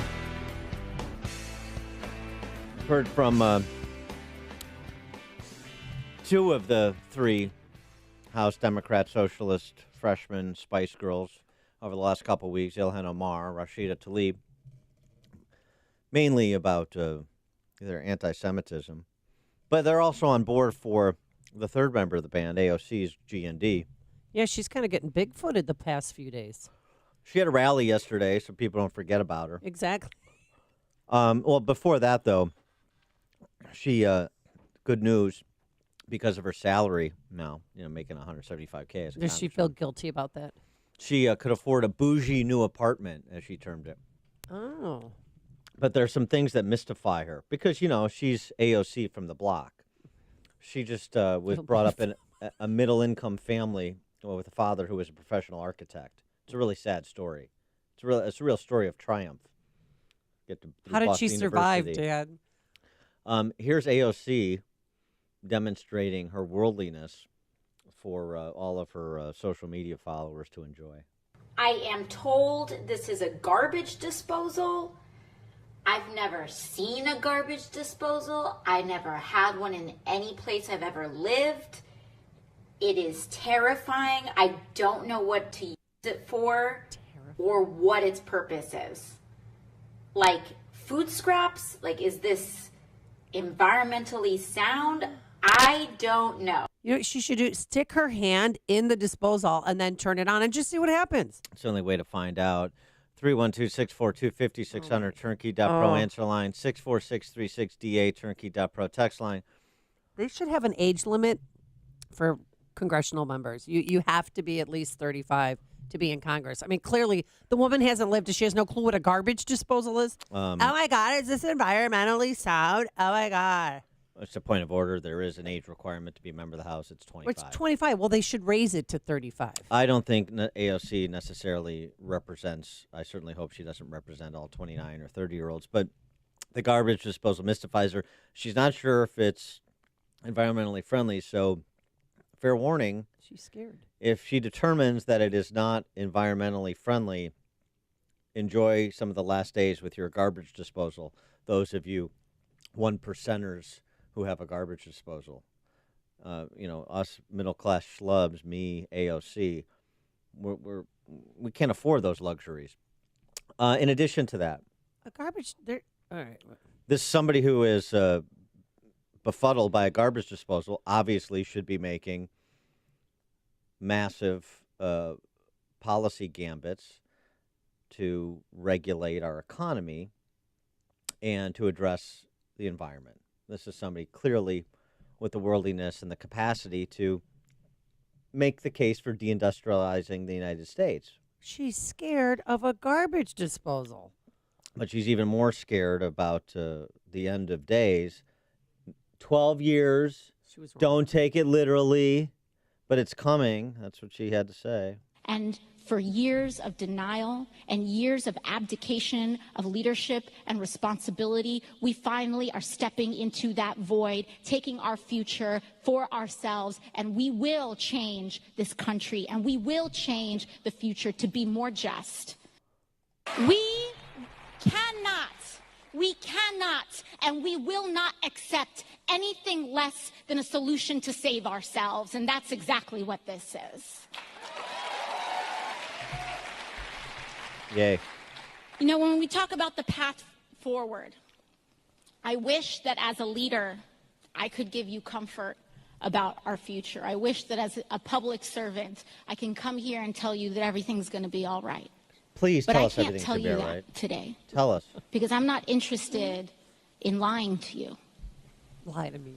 But I'm scared. But frankly, there is no reason for us to be comfortable right now. We are at 4:15. 4:15. There is no reason for us to be comfortable. And I'm not here to guarantee to you that everything will be okay. But what I am here to say is that we must try. We must try. Representative Ocasio-Cortez, is there going to be a Christmas this year? 4:15. Well, yeah. It was reported today that this weekend, for the first time in human history, we have reached atmospheric levels of carbon at 415 parts per million. This has never been seen in recorded human history. She's not going to lie to you. She's not going to tell you that we're going to make it out of here. I don't know if She's we're not going to say that everything's going to be all right. I don't know if we're going to make it. I just can't get over the garbage disposal. It's remarkable. I mean, even when I made $19,000 a year, I had a garbage disposal. I like that she shares everything with us. It makes me feel closer to her. Not to undermine AOC, much less with environmentalists, but the editor-in-chief at Commune Magazine. Yeah. I read it so you don't have to. Thank you. Writing, Between the Devil and the Green New Deal.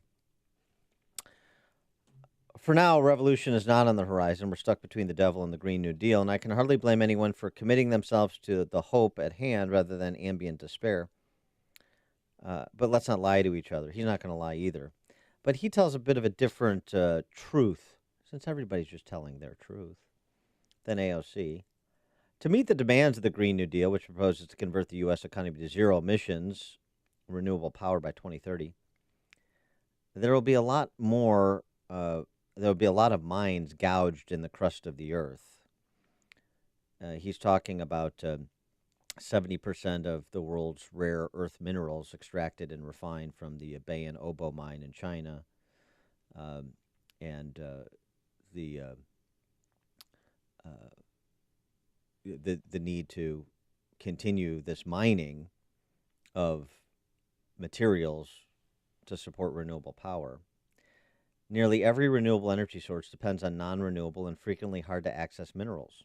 Solar panels use indium, turbines use neodymium, batteries use lithium, and all require kilotons of steel, tin, silver, and copper. The renewable energy supply chain is a complicated hopscotch around the periodic table and around the world. To make a high-capacity solar panel, one might need copper from Chile, indium from Australia, gallium from China, and selenium from Germany.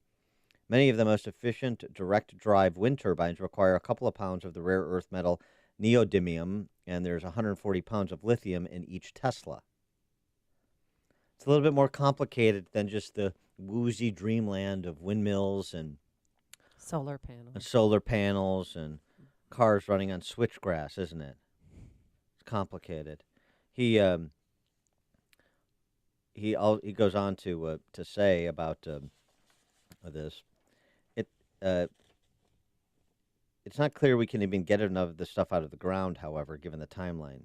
Zero emissions 2030 would mean mines producing now, not in 5 or 10 years. The race to bring new supply online is likely to be ugly in more ways than one, as slipshod producers scramble to cash in on the price bonanza, cutting every corner and setting up mines that are dangerous, unhealthy, and not particularly green. Of course, he notes, because lives on this planet and he's not fascinated by garbage disposal. They're scary, Dan. Mines require a massive outlay of investment up front. They typically feature low return on investment, except during the sort of commodity boom we can expect a Green New Deal to produce. So it's not so easy as to just snap your fingers. Oh, by the way, there's this other thing, and even this is sort of passed over by the piece in Commune, even though he makes some very good points about the need for minerals to develop renewable sources of energy and just exactly how you do that. A good piece in Forbes. Renewable energies can't power modern civilization because they were never meant to. Never meant to. That's the whole point. Germany, which has sort of been a leader in this area, between 2000 and 2019, Germany grew renewables from 7 to 35% of its electricity. And as much of Germany's renewable electricity comes from biomass, as from solar biomass, which scientists view as polluting and environmentally degrading. See, the thing is, I don't know, I think I got fascinated by a Heidegger essay from 60 years ago, but no amount of marketing can change the poor physics of resource-intensive and land-intensive renewables. Solar farms take 450 times more land than nuclear plants. Wind farms take 700 times more land than natural gas wells to produce the same amount of energy. And when you do it for political reasons, you end up engendering all kinds of unintended consequences. For example, a new wind farm in Kenya, inspired and financed by Germany and other well-meaning Western nations, is located on a major flight path of migratory birds. Scientists say it will kill hundreds of endangered species. One biologist, it's one of the 3 worst sites for a wind farm that I've seen in Africa in terms of its potential to kill threatened birds. I mean, it's just, this is just the epitome of sentimental barbarism.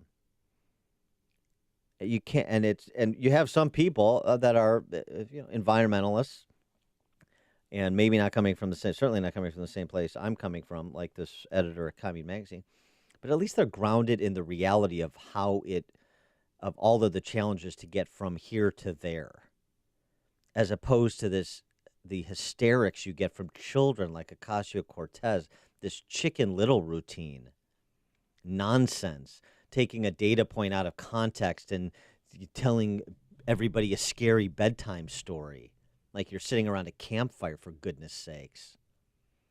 Go back and play with your garbage disposal. Joe in Hoffman Estates, you're on Chicago's Morning Answer. Hey guys, yeah, I worked really hard my whole life. Finally made it where I'm doing pretty good and making a pretty good living, I'd say. And I just bought a microwave. I have no idea what the heck it does. I'm looking at it, and I don't know. I have to. If anyone can give me a tip or let me know if it's okay for the environment. Yeah, Mike. Yeah, Mike, don't do it. Don't Step touch. away. Don't touch anything. Don't touch anything. I don't think I am. I don't think I am. We're going to find a rich guy around the office somewhere, and we're going to send him over. Just stay right there, Mike. Don't touch it. Don't press any buttons. Or Joe. Don't put metal in it. Joe, Mike. Aluminum foil. No. Thanks for the call, Joe. Maurice in Berwyn, you're on Chicago's Morning Answer. Dan, I hate to admit it, but you're right. I am a Democrat, and I try to give this girl a chance, but I can't take her. That Kardashian California uptalk. My mother is from the South, and she would say, well, that's her heart. But she's representative of this culture of people who grew up never being told they're wrong. And they're so sensitive, and they're so fearful, they're not facing reality. Like, it's okay to be a Democrat, but she is just pie in the sky. And I can't, you guys, you're right. And I hate to admit when you're right, but you are. Because I'm a reasonable adult and can admit when I'm wrong. Thanks. So, yeah, you're right about her, Dan. She's horrible. Thanks for the call, Maurice. Appreciate that. I know feel that like she's candor was acting. difficult, so I appreciate it. I just feel like this is all an act. That this is not, that she's not a real, true, thoughtful person. That this is just Well, she's for not show. a thoughtful person. That's the fact. And she got this job because her brother saw an opening and signed her up. Like, hey, why don't you try and be a congressman? Well, she got the job because people voted to. Well, people voted for her, oust but I'm a saying 20-year incumbent. Right, but I'm saying that there was an opening for her to run against the incumbent, and she took it, and there you go. I mean, Yeah, but it was a 1 in 100 shot. I mean, this wasn't given to her. No. I mean, it was given to her by the voters, and that should tell you something too about that small group of voters in the Bronx that love what she's doing. In addition to the people at these events that she has, or these shows that she goes on, that lap up this nonsense. She's scared of a garbage disposal. She's mystified by a garbage disposal. And you believe that she knows when the world's going to end. Okay, got it. I mean, this is like Heaven's Gate.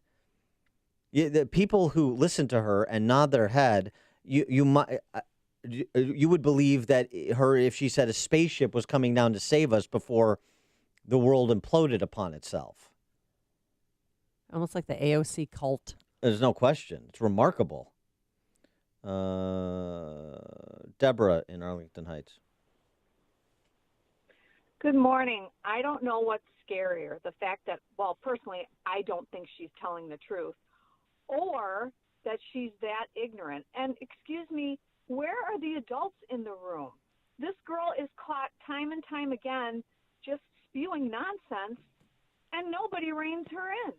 I don't understand. Well, thanks for the call, Deborah. But I suppose that's a commentary on the 2019 Democrat Socialist Party. And oh, by the way, here at home in Chicago Metro, I know they've been a little quiet Well, one of them had an op-ed in USA Today last week, but who read that except me? Sean Casten, Lauren Underwood, your two newly minted Democrat congressmen in the collar counties. Who? You haven't heard? Yeah. They're on board for this. Hey, suburban Democrats. AOC, that's not only your girl, that's the leader of the Democrat Socialists you elected. Dippy Sean Casten and Lauren Underwood. What do you think? I mean, where does the shaming... Anybody who voted for Casten and Underwood that's in your circles of contact, you should be taking that clip of her talking about the garbage disposal, much less everything else, and shaming them. You vote for these people, you are an unserious person. You are a member of a cult. You have had a lobotomy through the rhetoric of the left. You shouldn't be left to live on your own. There should be homes for people like you. Honestly.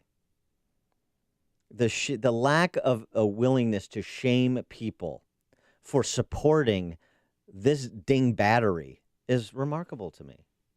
It's stunning to me.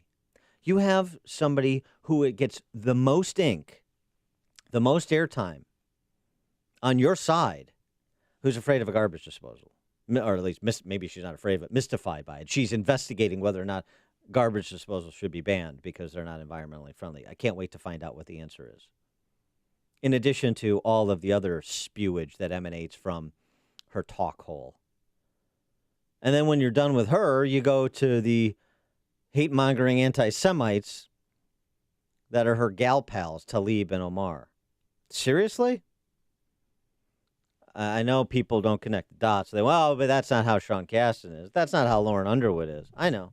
Just like all those Democrat legislators you elect, they're not like how Mike Madigan is. I don't like Mike Madigan either because I'm a thoughtful Democrat. No, you're not. No, you're not. Perry and Niles. Yeah, good morning, Dan, Amy. I actually got this idea from you, just something you said, and then an image popped into my head. What if when she does speeches and has rallies and stuff, when she talks, she holds a flashlight under her chin? that like would look it. Cool. I like it. Thanks for the call, Perry. It would be a great effect. Very good. Connect with Dan and Amy on the AM 560 The Answer mobile app. Just text the word app to 64636 to download the app today. I'm Lou Dobbs. Disney and Comcast strike a deal for Hulu, and hotel antitrust claims working their way through courts. Those stories next. If you are a timeshare owner, please listen to this message. I'm Karen, owner of Lone Star Transfer. If you are an unhappy timeshare owner, you probably want to get out of it as smoothly and rapidly as possible. Put this on your spring clean to-do list. Give us a call and let us do for you what we have done for over 8,000 others across the country. Our process is legal, ethical, and best of all, it's done quickly. Lone Star Transfer is a family-owned business, and we have an A-plus rating with the Better Business Bureau and a 99% success rate. We will personally make sure your experience is a pleasant one. Don't let another day go by living under the burden and expense of your unwanted timeshare. Start your spring cleaning today by giving us a call for a no-obligation consultation at 844-284-4863. That's 844-284-4863. Or visit us online at LoneStarTransfer.com. Disney taking full control of Hulu, extending the reach of its streaming ability. NBC Universal owns a third of Hulu right now. According to the agreement, Disney can demand NBC Universal sell the remaining stake to Disney for its fair market value in the future. Disney guaranteeing a sale price that represents a minimum total equity value of $27.5 billion. Expedia and major hotel companies facing 2 federal lawsuits alleging they conspired to stifle competition, being investigated by Utah's Attorney General, the AG probing whether Marriott, Hilton, and other hotel companies violated antitrust laws. Economic reports due out today, giving us the latest on retail sales, industrial production, and business inventories. Please join me for Lou Dobbs tonight at 7 o'clock and 10 Eastern on the Fox Business Network. This is the Lou Dobbs Financial Making Report. abortion illegal. I'm Dave Anthony, Fox News. That's what this vote would essentially do in Alabama. 25 ayes, 6 nays, 1 abstention. House Bill 314 passes. Approved by the state Senate. Fox's Evan Brown has more live. Yeah, Dave, a bill now passing both chambers of Alabama's legislature by overwhelming majority will make it a felony for physicians to perform abortions in Alabama. The bill's creators intend for the law to challenge Roe v. Wade in the Supreme Court. Detractors like State Senator Bobby Singleton say, and I frankly don't think it'll get out of district court. Much of the opposition comes from the bill's lack of protection for cases of rape or incest, yet it does allow for termination in cases of the mother's life being at risk. Alabama Governor Kay Ivey is expected to sign it, Dave. Evan, several other red states face legal challenges for banning abortions once a fetal heartbeat is detected. The latest is Georgia, and Governor Brian Kemp has delayed an annual trip to Hollywood next week to promote his state's film industry as actors and movie producers threaten to boycott Georgia. Meanwhile, fewer moms gave birth last year. The number of babies born in America hit a 32-year low, a record low for women in their teens and 20s, the only age group with a slight increase in newborns, mothers in their late 30s and early 40s. His father calls it very unfair, but Donald Trump Jr. will go to the Senate next month to answer more questions. A subpoena issued by a committee chaired by Republican Richard Burr angered some fellow GOP lawmakers. Fox News confirms the president's son agreed after the Senate panel signed off on limiting the interview to just a couple of hours and limiting the scope of questions. Fox's Jared Halpern, the U.S. Embassy in Iraq, is telling non-essential, non-emergency American personnel in that country to leave, citing threats from Iran and its proxies to Americans in the region.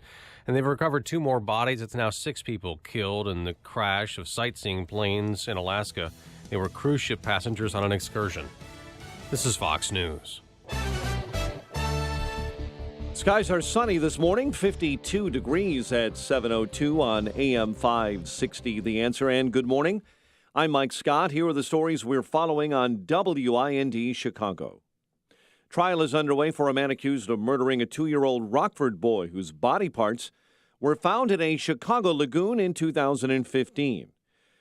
Cook County prosecutors said Kamel Harris snapped and killed Kirian Knox, dismembering his body and then scattering his weighted-down remains in the Garfield Park Lagoon on the city's west side. The acting director of DCFS is responding to critics after the deaths of over 100 children in the last year with ties to the agency. Mark Smith says it's important to know from his perspective that not all of the children were killed because of abuse or neglect. Meantime, the governor's independent review of DCFS programs that try and keep families together and out of foster care shows major failings. The survey of the Intact Family Services Unit came from the University of Chicago's Chapin Hall Center. Mayor-elect Lori Lightfoot wasting no time in her fight to bring change to City Hall. Her transition team telling aldermen yesterday she plans to sign an executive order stripping aldermen of their unofficial veto power when it comes to licenses, permits, and maybe even zoning. 15th Ward Alderman Ray Lopez is not happy. If you're going to say that what our job description is not what you want anymore, then she should just say we don't want aldermen, period. Lightfoot believes signing the order will be the first step in ending aldermanic privilege. The Bulls have the 7th pick overall in the 2019 NBA draft. Pelicans will select first, followed by the Knicks, Lakers, and Cavaliers. Kyle Hendricks impressive on the mound and at the plate. 2 RBI, 8 innings of 1-run ball, and a Cubs 3-1 win over the Reds. Indians blank the White Sox 9-0. The news service of Accountemps. Accountemps don't let summer vacation slow down your important accounting and finance projects. Whether you need help for a day, week, or month, Accountemps provides highly skilled temporary professionals with the skills you need right when you need them most. Accountemps, a Robert Half company. 7:04 on AM 560. It's time for a dry basement and a healthy home. Time to call Permaseal. 800-421-SEAL. A check of traffic and weather on the way next on AM 560. Do you own or run a thriving business in the Chicagoland area? Have you overcome obstacles to make your business what it is today? If that's your business, then AM 560 wants to tell your story on the AM 560 Business Tour, presented by Signature Bank. Chicago's Morning Answer with Dan Proft and Amy Jacobson will be broadcasting live from businesses all around Chicagoland, telling success stories of thriving, successful businesses. Hey, if that's you, tell us about it. Visit 560theanswer.com/business and submit your information. That's 560theanswer.com/business. Lawn lovers, run with us on a John Deere Z500 Series Z-Track mower, built to mow better, faster with an Excel Deep Mower Deck. Because whether you're up against the clock or a busy day, this zero turn gets it done in almost no time at all. Nothing runs like a Deere. Run with us. Test drive a Z500 Series Z-Track mower at your John Deere dealer during the Take Your Turn sales event. We've all read some surprising online reviews, whether scoping out a spot for vacation or trying to find the best happy hour. So why should finding software for your business be any different? With over 850,000 software reviews, make an informed decision with Capterra. Capterra is the leading free online resource to help you find the best business software. From applicant tracking to workflow software, read reviews in over 700 categories from users just like you. Join the 4 million people that use Capterra each month. Find the right software today with Capterra. That's CAPTERRA.com/radio. Hi, this is Amy Jacobson. Spring is the perfect time to take notice of any paint issues. Call the professionals at CertaPro Painters right away to take care of your home. Our front porch and back porches were chipping and peeling, just an eyesore. But CertaPro Painters swooped in and made a huge difference. They also painted a majority of our rooms in our house, the quality, service, and attention to detail like no other paint company. You know, spring is the season of change. Time to change your wall color or exterior and transform your home with an updated new look. And if you want some help with colors, they've got you covered with in-home color consultation or online with a color visualizer. Don't put it off. Time to hire CertaPro Painters, your residential and commercial painting expert. Schedule a free estimate online at CertaPro.com. That's Certa with a C, or call 1-800-GO-CERTA. Each CertaPro Painters business is independently owned and operated. CertaPro Painters, we do painting, you do life. At Panera, breakfast to go no longer means to settle. Wake up with a new maple glazed bacon scrambled egg and cheese breakfast wrap and a Madagascar vanilla cold brew, all ready to go with the push of a button. Panera, food as it should be. 7:07 in the AM 560 Traffic Center. Let's get an update on the roads with Jim Talamonte. We have a sticky situation on eastbound 8094 right now at Calumet Avenue in Munster. 3 left lanes are blocked with an overturned semi. It was carrying a full load of syrup. There is a leakage of several fluids. 3 left lanes are closed and will be for some time. It's a huge jam starting around the Bishop Ford Freeway. Westbound, there's a Gapers delay from Klein Avenue to Calumet Avenue. Edith's 22 minutes, Lake Cook to Montrose. Kennedy, 46 minutes, O'Hare to downtown. Eisenhower, an hour, 390 to downtown. Stevenson is an hour and 4 minutes, 355 to Lakeshore Drive. Ryan, 32 minutes, 95th to downtown. I-57, 20 minutes, 90 to the Verge, Bishop 422. That's traffic. I'm Jim Talamonte on AM 560, The Answer. Chicago's Morning Answer continues next. From the 1 Hour Heating and Air Conditioning Weather Center, here's meteorologist Steve Williams. Today, clouds and sun, the high 75. It'll be partly cloudy tonight, low 55. For tomorrow, breezy clouds and some sun. Severe thunderstorm for the late afternoon could bring some downpours, large hail, damaging wind. The high tomorrow, 79. I'm Steve Williams on AM 560, The Answer. Well, today's the day for that run along the lakefront. 59 right now in sunshine, 55 officially at O'Hare. Next news. Coming up at 7:30, Chicago's Morning Answer with Dan and Amy continues next on AM 560, The Answer. Don't forget that you can watch Chicago's Morning Answer on the Income Store live video stream every morning at 560theanswer.com. This is Chicago's Morning Answer with Dan Proft and Amy Jacobson on AM 560, The Answer.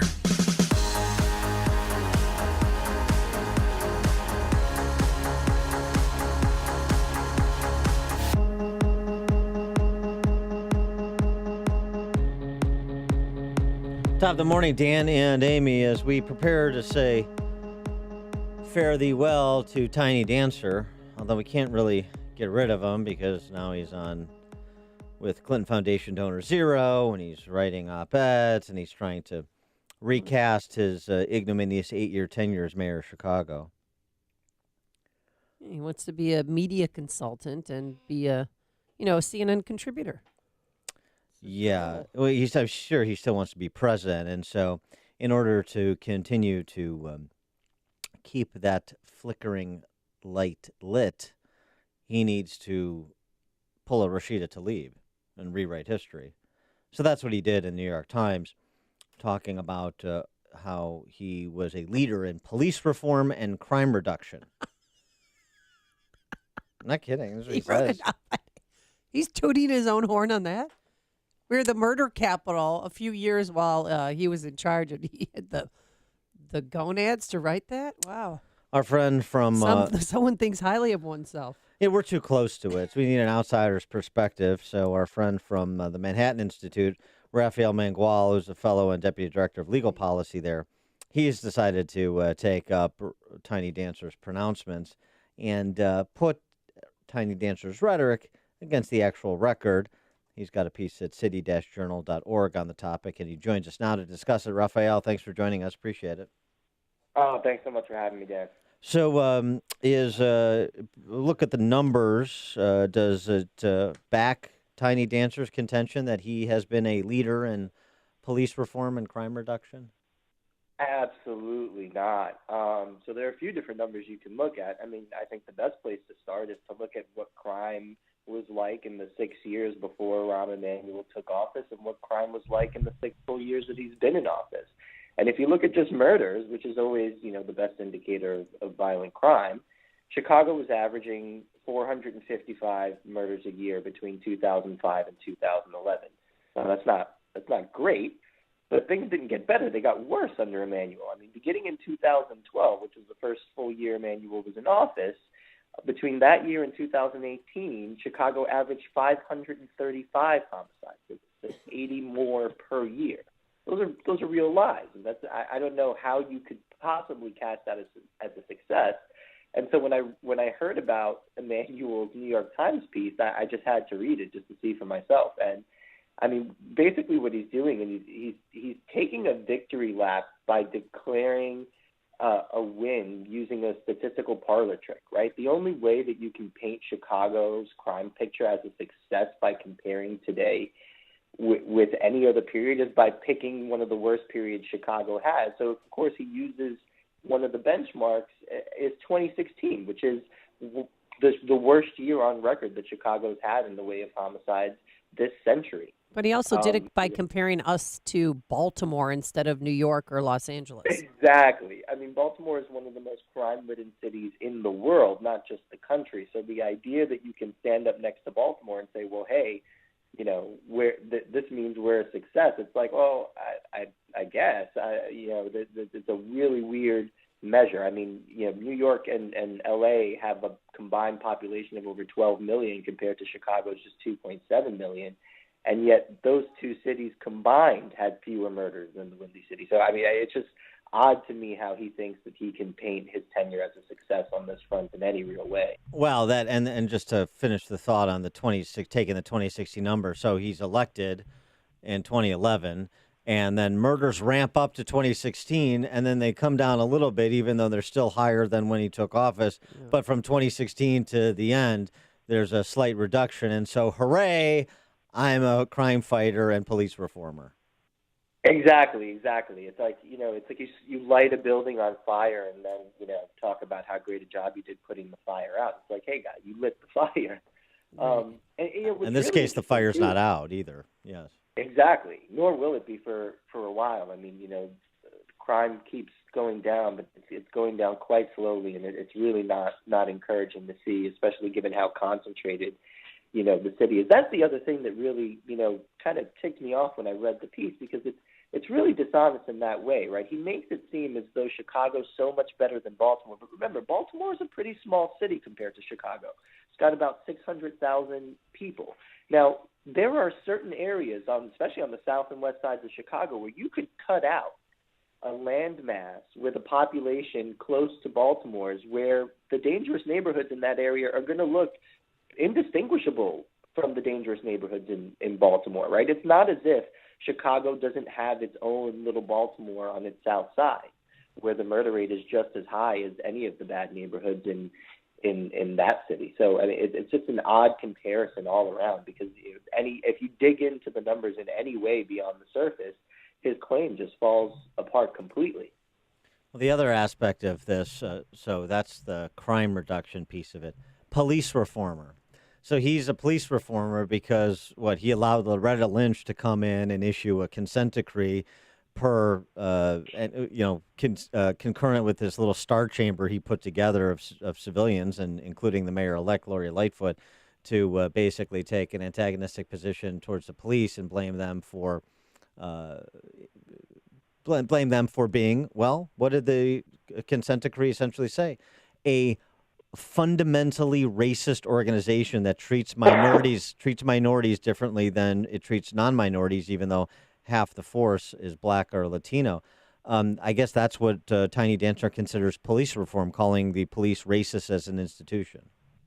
Yeah, no, I mean, I've talked to plenty of cops on the beat in Chicago, and I can tell you that none of them feel that none of the ones that I've spoken to anyway feel that Rahm Emanuel was a source of comfort for them during the kind of Ferguson effect days. I mean, what's really interesting about the piece that he wrote is that it's very revisionist in its history on this front in particular, right? I mean, in 2016, when murders nearly doubled, that was actually a continuation of an upward tick that started in 2015.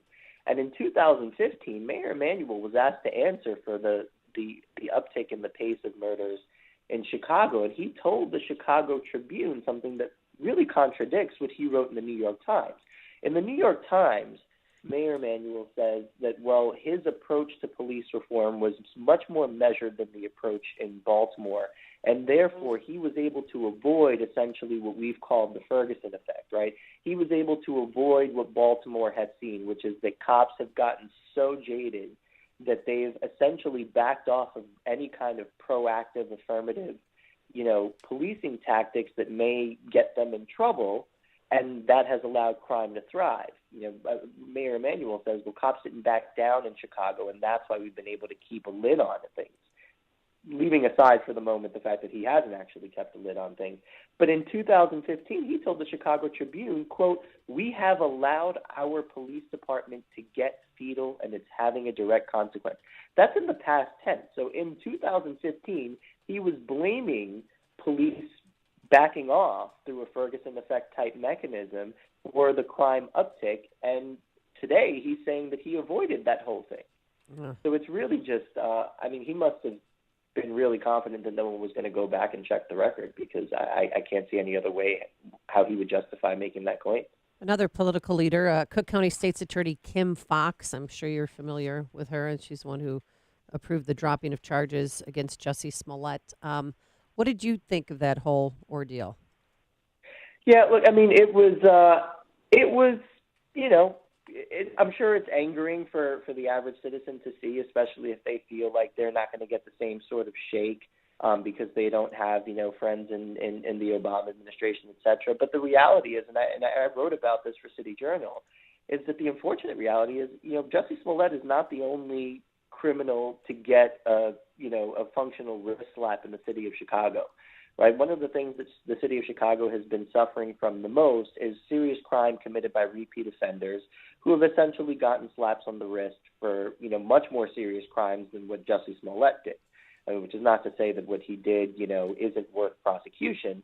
But, there are people who commit armed robbery in the city of Chicago and are serving 3-4 months in prison before they're back out on the street. There are gun offenders who were arrested 26 times in their lives and are allowed to bond out, on a signature bond, and they end up back on the street. I mean, any cop who polices or patrols in one of Chicago's high crime areas will tell you that the thing that's really hurting the city the most is that a combination of progressive prosecuting and, judges who just aren't willing to throw the book at anybody have functionally allowed serious criminals to kind of get off easy. Even Mayor Emanuel has made this point.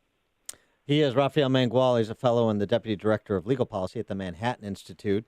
His piece you can find at city-journal.org is Redefining Success in Chicago. Rahm Emanuel declares victory over crime by comparing Chicago with Baltimore.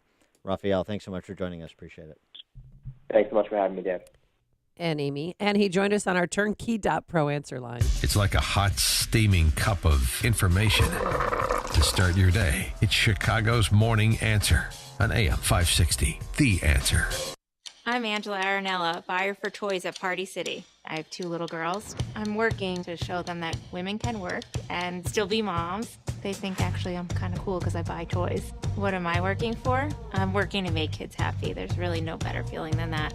At ADP, we're designing a better way to work so you can achieve what you're working for. HR, talent, time, benefits, and payroll, informed by data and designed for people. Learn more at design.adp.com. Liberty Mutual Insurance presents and Doug. If I don't find the right car insurance for me, I might just give up. Did someone just say, if I don't find the right car insurance for me, I might just give up? Ma'am, what if my partner, this wild emu, and I told you that Liberty Mutual customizes your car insurance, so you only pay for what you need? I'd say sign me up for Liberty Mutual. And also, your emu is eating my tire. Limu! No. Only pay for what you need at libertymutual.com. Liberty, liberty, liberty, liberty. Underwritten by Liberty Mutual Insurance Company and affiliates. Equal housing insurer. State laws apply. Hey, we still have some foursomes available for our upcoming golf outing that's benefiting the 100 clubs of Chicago, DuPage, and Will counties. And many of you have asked, do I need to be a business owner to golf with you? The answer is no, not this year. Anyone can join us and golf on Monday, June 24th at the Mystic Wood Golf Club in Romeoville. It's presented by Clear Financial Strategies. Just call 312-363-6680 to reserve your spot, 312-363-6680. Again, anyone can join us for a great day of golf. And if you're a business owner or make the marketing decisions for your company, listen up. We still have the Business Benefactor Program.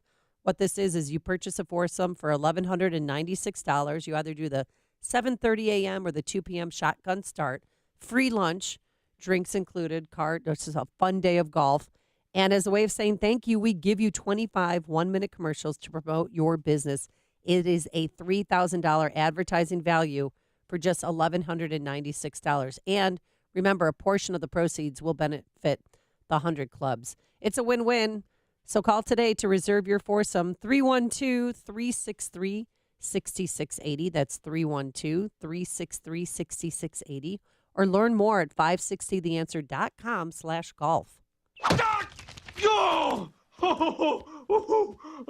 If you maintain an industrial plant, you know your dust collection systems are a vital part of the operation of your plant. Without them, things can get dusty quick. And when your dust collection system malfunctions, the downtime can cost your plant money. Time to call the professionals at Vans Industrial for help. Hi, I'm Dave Van Camp, owner of Vans Industrial. At Vans, we work with many different types and sizes of dust collectors, from 1,000 CFM to 100,000 CFM. If your system needs housing repair, tube sheet, pulse valves, ductwork, or collection hoods, give us a call. Schedule an inspection today to keep things running smoothly and avoid costly downtime. And when you're ready for a new dust collector, we can design your system from the collection hoods to the stack for plants of all size applications. Vans uses only the best and safest union-trained mechanics, insured at the highest level, to perform the job right. Call 833-VANS-IND. That's 833-VANS-IND. Or on the web at vansindustrial.com. I wish Balance of Nature helped with the allergies, but they don't. But what they do is give you more energy and help boost your immune system if you're feeling sick or run down. My goodness, I went on the spin bike on Saturday and couldn't get off it. Burned about 1,000 calories plus, and everybody was joking around that I overdosed on Balance of Nature. What it is 10 servings of 31 different fruits and veggies, all in a single capsule. No dyes or preservatives, because admit it, none of us eat enough fruits and veggies on our own. So that's why Balance of Nature is so great. It's easy and healthy. And yes, the testimonials you hear on this station are true. I met Dr. Douglas Howard and his wife and son, and they're very passionate about their program. They're very passionate and concerned about their customers. And they like people to live healthier lives. And it's all because of Balance of Nature. I'm one of them, so get on board and try Balance of Nature. And now's the perfect time to start because you can lock in your price for fruits and vegetables today and get free shipping on every order. If you lock in now, you won't have to pay more when the cost of produce starts to rise later this year. So call today, 800-246-8751, 800-246-8751. One of their health coaches is standing by. Tell them that the promo code is Chicago or go to balanceofnature.com, promo code Chicago. AM 560, The Answer.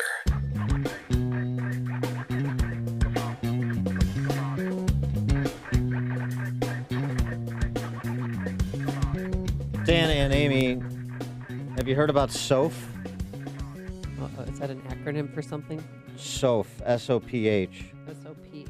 I assume Is it a it's, new perfume line? It's not. I assume it's cosmetic line? Short for Sophia. I don't know. This is a 14-year-old girl. SOF? Who has become a bit of a internet sensation. She's just been banned from YouTube for doing a video that basically mocks Muslims. I've become a devout... we can't play it because it's been taken down. Here's what she said, in part. I've become a devout follower of the Prophet Muhammad. Suffice it to say, I've been having a blank ton of fun. Of course, I get raped by my 40-year-old husband every so often and have to worship a black cube to indirectly please an ancient Canaanite god. But at least I get to go to San Fran and stone the blank out of some gays, and the cops can't do anything about it because California is a crypto caliphate. Here's another one talking about men and women that hasn't been taken down. Soph. I mean, she's got like 1 million followers on YouTube. 14 years old. Hey you. If I had to guess, you're probably a teen. And at this stage in your life, you put high value on cute like holding hands with a girl. And I can't blame you. Girls are great for the most part. But a lot of you are willing to hop through more hoops than you should to secure a cutie. And girls use this leverage they have all the time to manipulate you. Imagine yourself as a cave woman. As a possessor of a uterus, you hold complete power over your caveman counterpart, because without you, he can't reproduce. And if you have surface level knowledge on how hierarchies operate, once you get to rule over someone, you immediately start trying to figure out how much you can exploit them before they get pissed off and run a pole through your asshole. So, say that you want to eat a fruit that is on top of a tree. Due to your weak and retarded woman body, you can't climb a tree for What do you do then? Well, you ask your man to do it. Considering you have procreative blackmail on your side, you have some leeway in the area of persuasion, but he isn't your slave. Yet, having that in mind, your task is to bargain with your enough so he'll do it. You have to be nice enough so that he doesn't think to himself, wow, I'd rather off than to deal with this ape. But the friend zone doesn't exist. You're just a just because one dime a dozen girl in your school turned you down, you create this whole ideation in which the girl is just a dumb hoe who's missing out on all your glorious niceness because she dates bad boys. You gotta have cognitive dissonance if you think you're gonna find a worthwhile partner chasing these sarlaccs on Tinder. It's partly your own fault that you perceive all women to be the devil incarnate. Given the kind of girls you'll find in an American university might corroborate that worldview, but as long as you're keeping yourself in good condition, likelihood is you'll pique someone's interest. She speaks with confidence. This is a woman, right? I mean, she sounds like a 14-year-old girl. Mm-hmm. Okay. She didn't start out as in politics. She started out as a 9-year-old game streamer called Lieutenant Corbis. That's the site where I pulled that video. Okay. And some YouTube influencers promoted her early work, which ripped on YouTube culture, the dignities of being a fifth grader instead of people of color and liberals. She apparently had some sort of health issue that kept her out of class for long stretches, and she clearly reads a lot. Pretty impressive vocabulary. She's sarcastic. She's unbelievably sarcastic. She identifies by turns as right-wing as well as anarcho-capitalist. As BuzzFeed describes her, she's 14, precocious, isolated, and pissed off. a combination that has produced a lot of bad behavior over the years, but not all of it monetized through pre-roll ads, and not all of it streamed to millions. So this U2 Kid problem, we talk about the people being banned or shadow banned on Twitter. There's also the issue of the people who aren't being, and the people who are building significant followings. I mean, the Muslim thing that a portion of which I just read, you know, she's a 14-year-old girl and she's trying to be edgy and sarcastic. The idea that she gets banned when there's all sorts of mockery of Christianity or Judaism, that's just as, if not more noxious. I mean, hell, we have taxpayer fund artists who put the crucifix in a bottle of urine.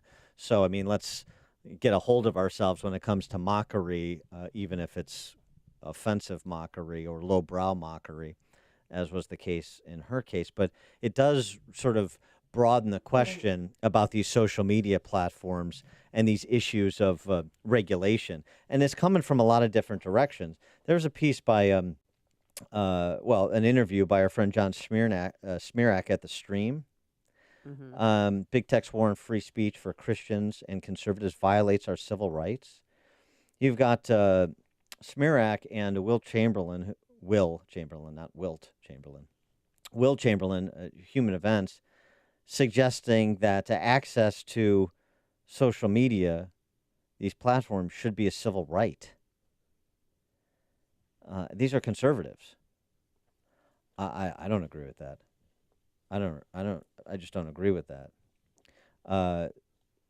And then you've got, you know, these other matters of what do you do with someone who builds an audience around controversial content like this 14-year-old girl, Soph.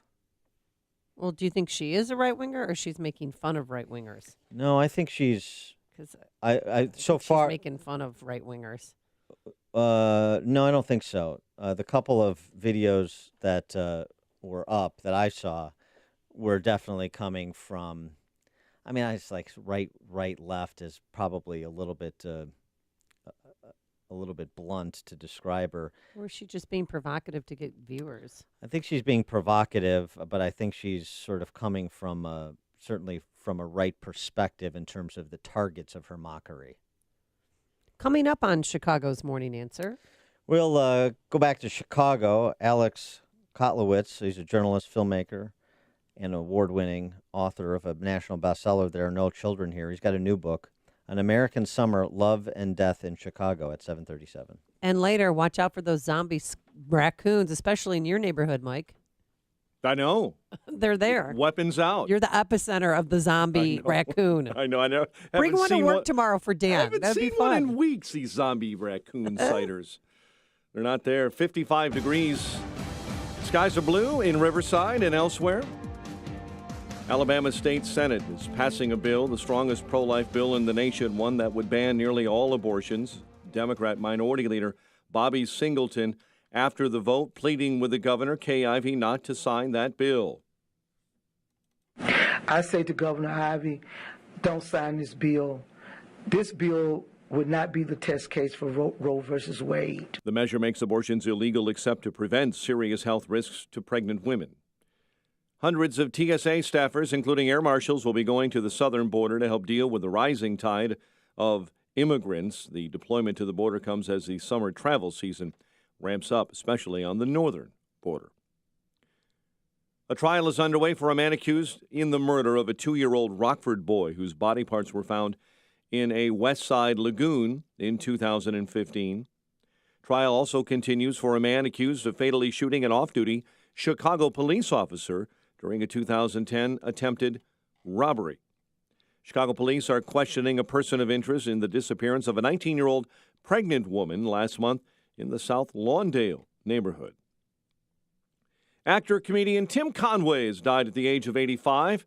Conway's representative saying he died yesterday in Los Angeles from water on the brain. Why are you trying to go through and lock the door? You told me to. If I told you to jump out the window, would you do that? No. It's too bad. I had some hope for that. Conway, a star on The Carol Burnett Show, also starred in a number of Disney films in the 70s, Shaggy D.A., Apple Dumpling Gang, Oak Park's own Bob Newhart, and other comics like Richard Lewis, insists Conway may have been the funniest number 2 man since Laurel and Hardy. Pelicans have the first pick in the 2019 NBA draft. Bulls will select number 7 overall. Cubs winners over the Reds, 3-1, while the Indians blanked the White Sox 9-0. The news service of Accountemps. Don't let summer vacations slow down your important accounting and finance projects. Whether you need help for a day, a week, or a month, Accountemps provides highly skilled temporary professionals with the skills you need, right when you need them most. Accountemps is a Robert Half company. 7:35, a check of traffic and weather coming up next on AM 560. Want to keep your AC from conking out? At your local 1 Hour Heating and Air Conditioning, we recommend an AC tune-up, ASAP. It can help pinpoint potential problems and even extend the life of your air conditioning system. How's that for a comforting thought? Right now, get cool savings on an AC tune-up. Call 855 1 Hour. Your comfort is just a call away. Call 1 Hour. Terms and conditions may apply. Call for details. Independently owned and operated. Licensed in the respective state or county. So, along with everything else you have to do day to day running your business, you're trying to manage your digital marketing and social media. It's a lot of heavy lifting. How can you compete? You need some help from Salem Surround. Get started with a free evaluation of your digital presence and some great ideas to increase your online visibility and revenue. Total market penetration for increased ROI. Learn more at surroundchicago.com. Surroundchicago.com. Connecting you with new customers.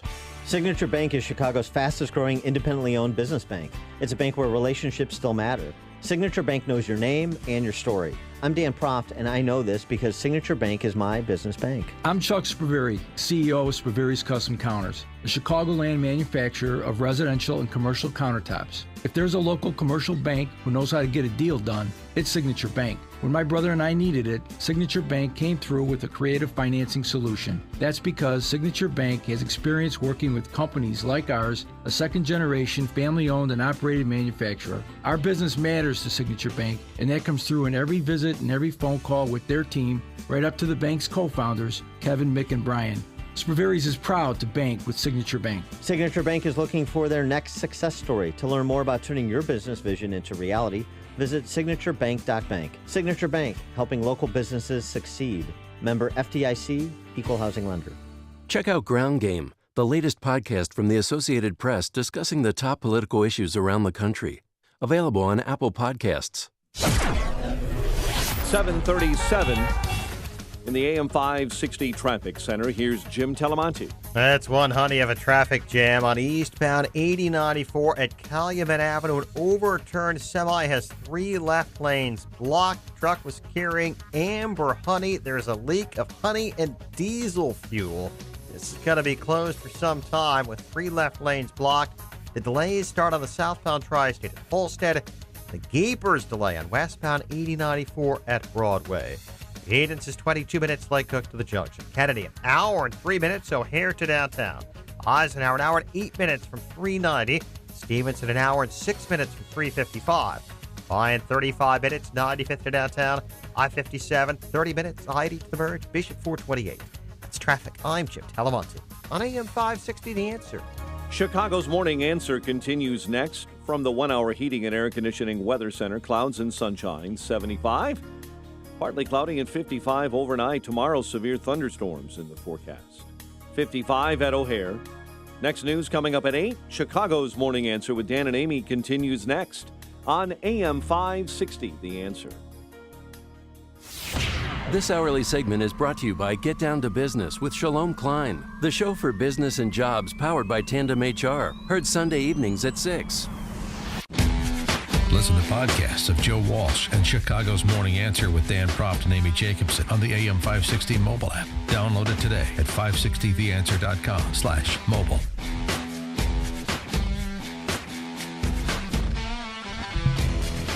Top of the morning, Dan and Amy. We're talking about Chicago a little bit today with the arrest of Gropo Proco Joe Moreno. Maybe this will be a a false police report prosecution. Kim Fox will actually green light. He's been charged with 2 felony counts, taken into custody last night, had to spend the night in jail, and he has bond hearing today at 26 and Cal.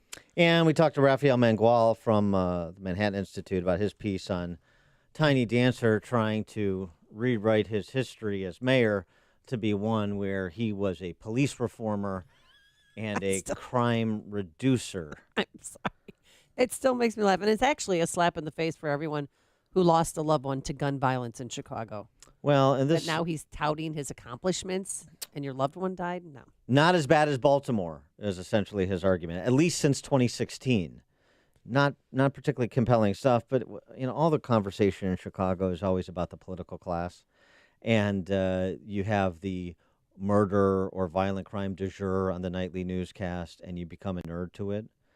But you forget, particularly because this mainly happens in neighborhoods where the powerful don't live, the wealthy don't live.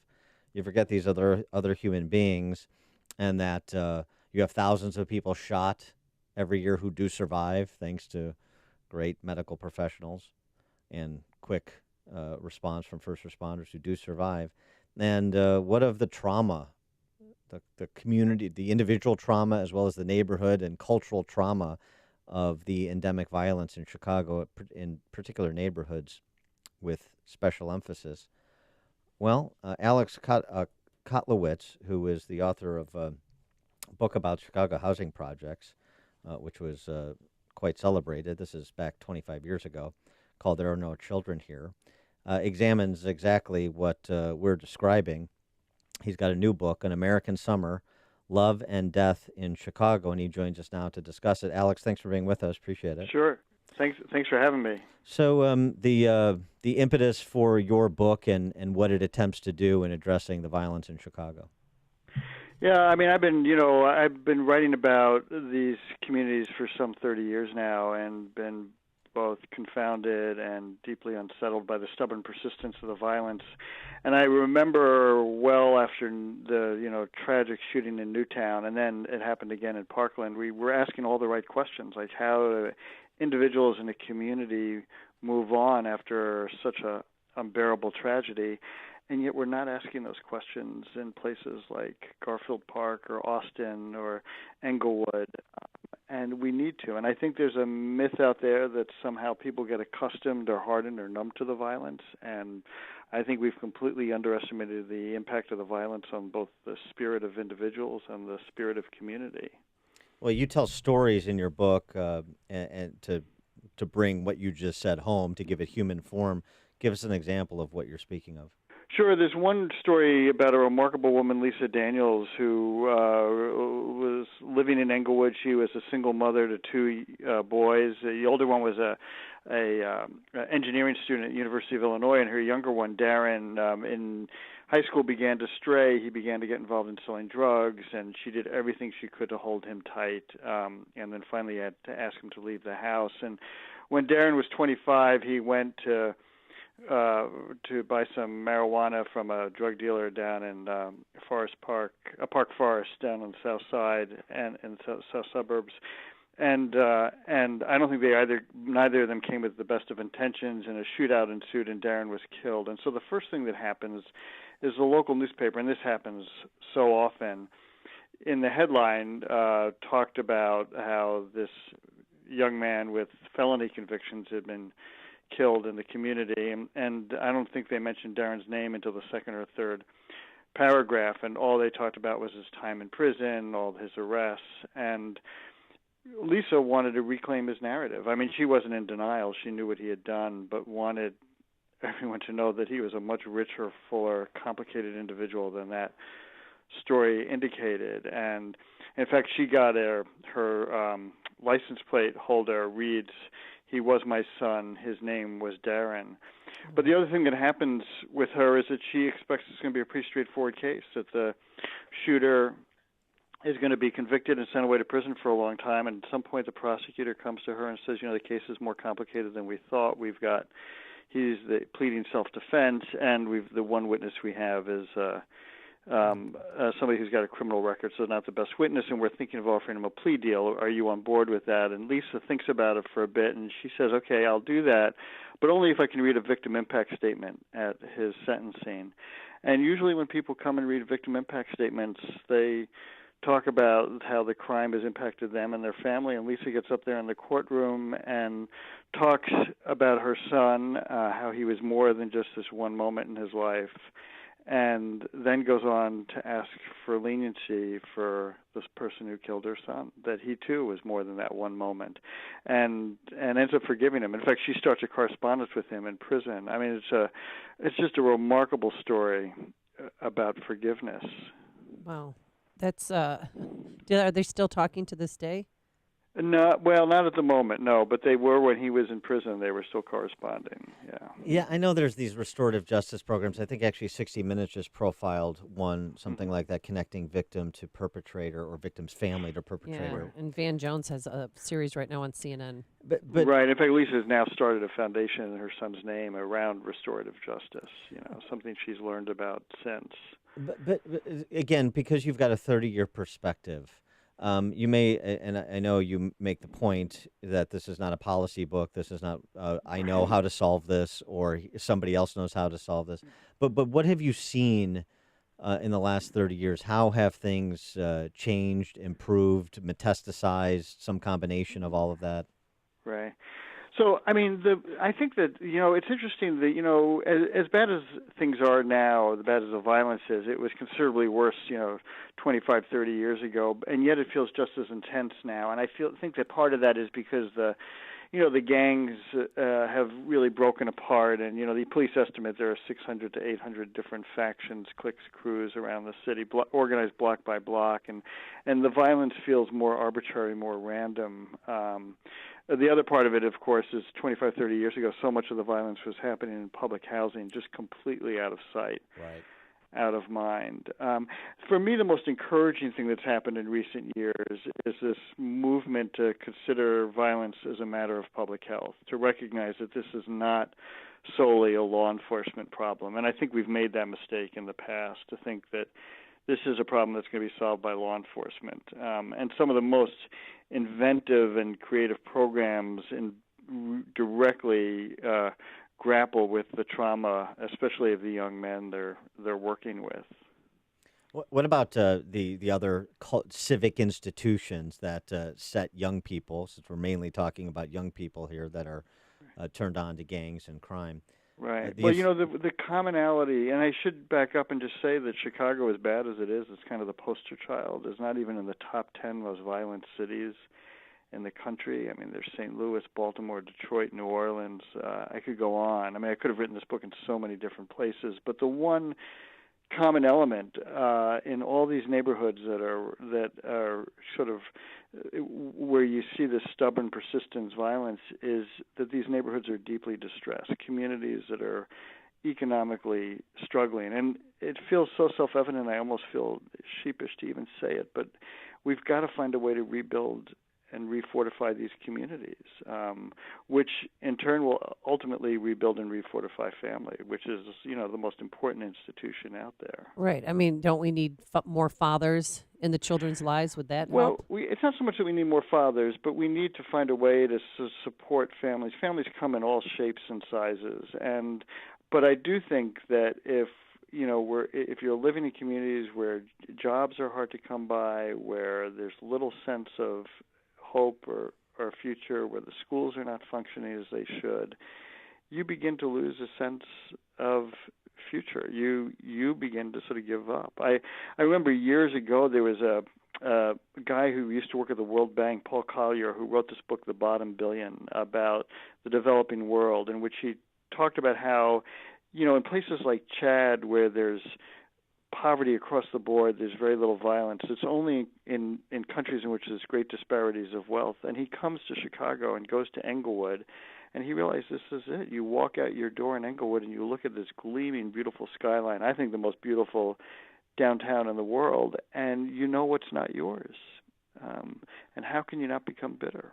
But there is still this issue of, yes, I'm sure Detroit, Baltimore, other cities, but when you have a major urban center like Chicago that has a higher murder rate than New York and LA combined with diverse populations, throw Houston in there too. The populations are just as diverse. The wealth disparity is not dissimilar. There's something else going on in Chicago that isn't going on in those other big cities. Right. Well, I would argue that actually in New York, one of the things that's happened in New York over the years, you're right, New York and LA are kind of the outliers, and New York has been incredible. I grew up there. It's been incredibly gentrified in the past 30 years, and so it is a place of the wealthy. It's really hard to live in the city without having some resources. It's pushed the poor outside the boundaries. The other thing about New York is that the states around New York have pretty tight gun control laws. So it's much more difficult to get access to guns if you're living in New York than it is in Chicago. In the book, one of the things that one of the riffs that was really poignant, you wrote the acronym RIP. Rest in peace is everywhere. It's penned on the sheets of poster board hanging by these makeshift memorials. It's tattooed on people's bodies, painted on the walls of apartments, scrawled on the side of buildings, embossed on T-shirts and jackets. It's as if these communities are piecing together the equivalent of a war memorial. The culture of death that hangs over these neighborhoods, I don't think we have a full appreciation for it unless you live there. No, and the numbers are just staggering. I mean, you look at the 20 years between 1990 and 2010, and 14,033 people killed in the city, and another 60,000 wounded by gunfire. I mean, those numbers are just astonishing. And what does that do to the spirit of both individuals and, as you suggest, the spirit of community? Well, and also too, I mean, anybody who can get out gets out. I mean, one of the underreported aspects of the flight from Chicago between the last two censuses was that it was 200,000 black families that left because they don't want to live in shooting galleries any more than anybody else. Right. And there are two stories in my book of young people who both make an effort to physically remove themselves from their communities. And what does that say about us that you don't feel safe and secure in your own home, in your own neighborhood? Alex Kotlowitz, journalist, filmmaker, Peabody and DuPont award-winning author. His previous book, some 3 decades ago, There Are No Children Here, about Chicago housing projects. His latest, An American Summer, Love and Death in Chicago. Alex, thanks for joining us. Good luck with the book. Well, thanks for having me. I appreciate it. And he joined us on our turnkey.pro answer line. You're listening to Chicago's Morning Answer with Dan Proft and Amy Jacobson on AM 560. The Answer. Your Sprinter or light-duty diesel is the lifeblood of your business. You can't afford to have just anyone care for this major piece of equipment. You wouldn't go to an eye doctor to fix your knee, so don't go to any shop to fix your Sprinter, Duramax, Cummins, or Power Stroke vehicle. Go to the experts at Remke's Garage. Remke's Garage doesn't just fix a problem, they find a solution. Remke's goal is to make sure you never lose $1 of business. That's why owner Joe Remke sits with you and creates a maintenance plan specific to your unique vehicle. Go to Remke'sGarage.com to learn more about their specialization in Sprinter and light-duty diesel vehicles. Their commitment to your business is backed with a complimentary maintenance plan and free 2-year warranty on all parts. They'll even pick up, deliver, and offer you a loaner vehicle free of charge. Go to Remke'sGarage.com to schedule your free maintenance plan consultation.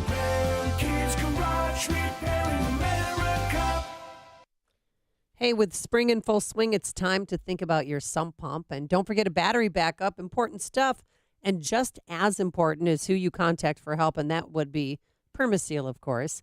You have a sump pump. It needs to be checked to make sure it's working properly. And a battery backup is your safeguard in the event of a pump failure or power outage. And remember that all sump pumps fail. It's not a matter of if, but when. And independent lab results show that Permaseal battery backup systems are your best value in backup sump pump protection. I love to talk about sump pumps and backup sump pumps. Since 1979, Permaseal has been providing dry, healthy basements and crawl spaces to close to 500,000 homeowners in Chicagoland and Northwest Indiana. So get the peace of mind that comes with a dry basement or crawl space and get your sump pump system checked and your backup sump pump system checked. They're to call right now, I should say, and schedule your free no obligation inspection. 800-421-SEAL. That's 800-421-7325, or go to permaseal.net. This is Dr. Howard, founder and formulator of Balance of Nature. We're changing America one life at a time. I wish they would have me do a commercial. I'm from the New York area, and we don't trust anybody. I certainly didn't trust you guys at first. After all, you're like out of Utah. I was like, what is in Utah? Really? I listened to ESPN half the day, and I heard some little old man saying, it's not fruits and veggies, and da-da-da-da. And I was so, when you're in pain, you will try anything. And I said, let me try it, but I need to tell you that I'm jogging now. I didn't think I'd ever be able to do that again. Talk to a Balance of Nature health coach today and see if getting the nutrition from over 10 servings of fruits and vegetables can make a difference in your life. Use discount code CHICAGO to receive free shipping on every order. Call 800-2468-751 or go to balanceofnature.com and use discount code CHICAGO. Message and data rates may apply. Do you want to learn how to get started making money flipping houses right here in Chicago? If so, we have an amazing opportunity for you. We're looking for a small group of motivated individuals to join our real estate investing team. You'll be introduced to our 3-step system for flipping homes right here in the local area. This is Than Merrill, star of A&E's hit TV show Flip This House. My team and I are looking for a handful of people in the Chicago area who want to learn how to get started making money flipping houses in your spare time using other people's money. Chicago is a perfect market for my system, and next week I'm holding a free 2-hour educational workshop where we'll share how to get started making money flipping houses and how to build long-term wealth with income properties. To get 2 free tickets to Than's workshop, text your 5-digit zip code to 82,000. Seating is extremely limited, so text your 5-digit zip code to 82,000. Text in the next 10 minutes, and you'll also reserve a free copy of Than's Money for Deals guide. Just text your zip code to 82,000. Message and data rates may apply. Please don't text while driving. If you've been in business more than 20 minutes, you've probably printed your logo on all kinds of promotional products. We all know promotional products work because they're everywhere from sales meetings and corporate events to trade shows. Ever wondered why or how to best use promotional products to grow your business? Let us show you today for free. We're 4imprint, promotional product experts at your service. We're giving away an ebook called Promotional Products Work, absolutely free, to everyone who texts RADIO to 88988. At 4imprint, we make your logo look perfect on thousands of promotional items. With our 100% guarantee, it'll be right the first time, on time, every time. Your free ebook will reveal valuable insights that can attract new customers, build your brand, help your cause, or simply grow your business. Get the ebook Promotional Products Work absolutely free by texting RADIO to 88988. That's RADIO to 88988. Nothing speaks louder about an auto dealer than a happy customer. And at Joe Cotton Ford, they have many. Typically, the car buying process, I think a lot of people would agree that it's not a pleasant experience. You look forward to buying a car, but the actual having to negotiate and purchase a car can sometimes be an ugly thing. And the one thing that I've always had here in 19 years, every time we purchased a car, it's been a pleasant experience. Another reason why folks keep coming back to Joe Cotton Ford. Get to Joe Cotton Ford during the month of May and lease America's most popular full-size light-duty pickup truck, the Ford F-150, for only $199 a month. Save big at Joe Cotton Ford, Gary and North Avenue in Carroll Stream, or at joecottonford.com. joecottonford.com. Security deposit waived, taxes, title, and license fees extra. Not all buyers will qualify for Ford Credit Red Carpet Lease. Payments may vary. Dealer determines price. Residency restrictions apply. $43.59 cash due at signing. Lessee responsible for excess wear and mileage. Must take new retail delivery from dealer stock by 6/2/19. See dealer for qualifications and complete details. AM 560, The Answer.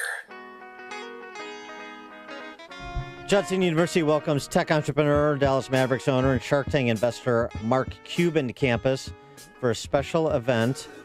That would be tomorrow, Thursday, May 16th at 12:30 p.m. lunch event. Conversations with Mark Vargas is a new addition to the World Leaders Forum. Tickets to hear insights from Mark Cuban in person tomorrow at Judson University start at just $75. Judson University in Elgin, of course. Join in at judsonu.edu. Get tickets at judsonu.edu. And again, we'll play highlights next hour from AOC's GND. She had a little rally for her GND, spewing some more junk science. But I think it was really just to get out of the house, her bougie new apartment, as she calls it, and get away from that thing, the scary thing in the kitchen. Yeah, the dastardly thing in her sink. I am told this is a garbage disposal. I've never seen a garbage disposal. I never had one in any place I've ever lived. It is terrifying. I don't know what to use it for or what its purpose is. Like food scraps? Like, is this environmentally sound? I don't know.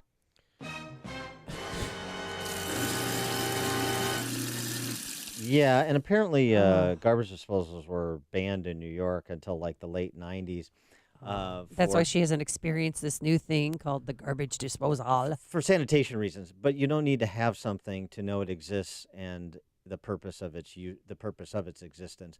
Now it's time for Fox News. It's time to go. I'm Dave Anthony, Fox News. That's what Americans working for the U.S. government in Iraq are being told because of growing tension with Iran. Fox's Simon Owen monitoring live from London.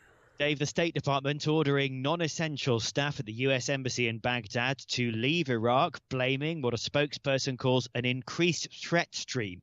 The U.S. has been warning in recent weeks of threats from Iranian forces, although no details have been given, and Iran calls the claims an attempt at psychological warfare. Separately, Iran's supreme leader saying no one is seeking war, but also appearing to issue a veiled threat that it would be easy for Iran to begin enriching uranium to levels suitable for nuclear bombs. Dave? Simon, Alabama is the latest red state to put restrictions on abortion. The legislature has passed a bill that would essentially ban the procedure. It certainly faces a court challenge. It does not provide an exception for incest and punishes not only women for having an abortion, but would put doctors who perform them in prison for up to 99 years. It does make exceptions to protect the life of the mother. The bill's GOP sponsors say the goal is the eventual overturning of Roe v. Wade. Alabama's Republican Governor Kay Ivey says she hasn't decided if she'll sign the measure. That's Fox's Sean Langell. Donald Trump Jr. will face more questions at the Senate next month, agreeing to comply with the Senate subpoena that his father, the president, called very unfair. Trump Jr. did negotiate a limit on time and the scope of questions. The funeral is today for Kendrick Castillo, the student murdered in last week's Colorado high school shooting, killed as he tackled one of the gunmen. Joshua Jones joined him. You don't really focus on anything but what's right in front of your face at that moment. He was shot in the leg. The two accused student shooters will be back in court today. There's news on the economy showing Americans bought fewer cars, less clothing last month. Retail sales dropped 0.2% on Wall Street. Stocks could also drop again. Dow futures down more than 100. This is Fox News. Skies are partly sunny, 55 degrees at 8:02 on AM 560. The Answer, and good morning. I'm Mike Scott. Here are the stories we are following on WIND Chicago. Charges are pending following a shooting and large brawl in Chicago Heights. Police say officials found a woman yesterday with a gunshot wound to her leg in the 600 block of Andover Street. As police arrived and tried to identify the shooter, another large group gathered at the scene and began fighting. Numerous arrests were made. The shooting victim is expected to be okay. Outgoing Chicago Alderman Proco Joe Moreno found himself on the wrong side of the law yesterday after being arrested. The first ward alderman was taken into custody last night on an arrest warrant over allegations of filing a false police report. Moreno lost his re-election bid in February. Chicago police are questioning a person of interest in the disappearance of a pregnant woman last month in the South Lawndale neighborhood. The 19-year-old, last seen leaving Latino Youth High School on April 23rd, was 9 months pregnant. It will soon cost you a lot more to not move over for police or firefighters in Illinois. A number of lawmakers yesterday saying they're ready to move forward with a plan that would double the fine for anyone who breaks the state's move over law called Scott's Law. Right now, fines begin at $100. The Bulls will have the 7th pick in the 2019 NBA Draft. They won that spot after last night's draft lottery. Pelicans will have the first pick overall. Cubs over the Reds, 3-1. Indians blank the White Sox, 9-0. It's 8:03. Time for the AM 560 Business Beat. And from the Fox Business Network, here's Jenny Casola. From the Fox Business Network, you may be seeing some new fast food options where you live. Restaurant Brands, parent company of Burger King, Tim Hortons, and Popeyes, plans to expand to more than 40,000 restaurants around the world within 10 years. It currently has about 26,000 locations. Children's Place is reporting a better-than-expected quarter. Though sales at existing stores declined, it did make a profit. Analysts were expecting its business to shrink in the period because it was competing with Gymboree's going out of business sales. Tilray, the Canadian marijuana company, brought in more money than expected in its first quarter, though Tilray was spending more to improve production and manufacturing, and its CEO, Brendan Kennedy, says some of its growers lied about how much they could produce. It could take a couple of years for the company to resolve supply issues. With the Fox Business Report, I'm Jenny Cosola. It's 8:04. A check of traffic and weather on the way next on AM 560.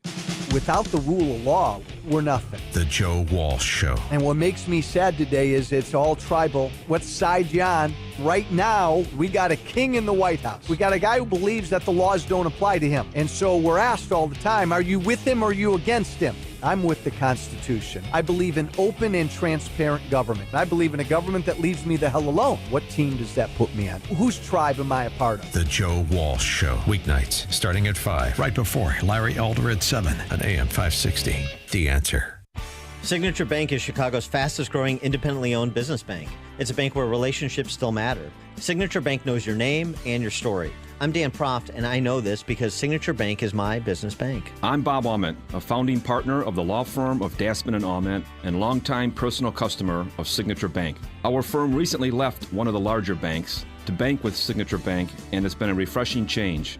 With Signature Bank, we've been able to tailor banking solutions that fit the specific needs of our firm. Beyond that, Signature Bank is responsive, efficient, and timely in meeting those needs. If I have a request, I pick up the phone and talk to Mick O'Rourke, not someone at a phone bank thousands of miles away.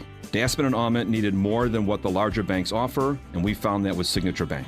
Signature Bank is looking for their next success story. To learn more about turning your business vision into reality, visit signaturebank.bank. Signature Bank, helping local businesses succeed. Member FDIC, Equal Housing Lender. Lawn lovers, run with us on a John Deere Z500 Series Z-Track mower.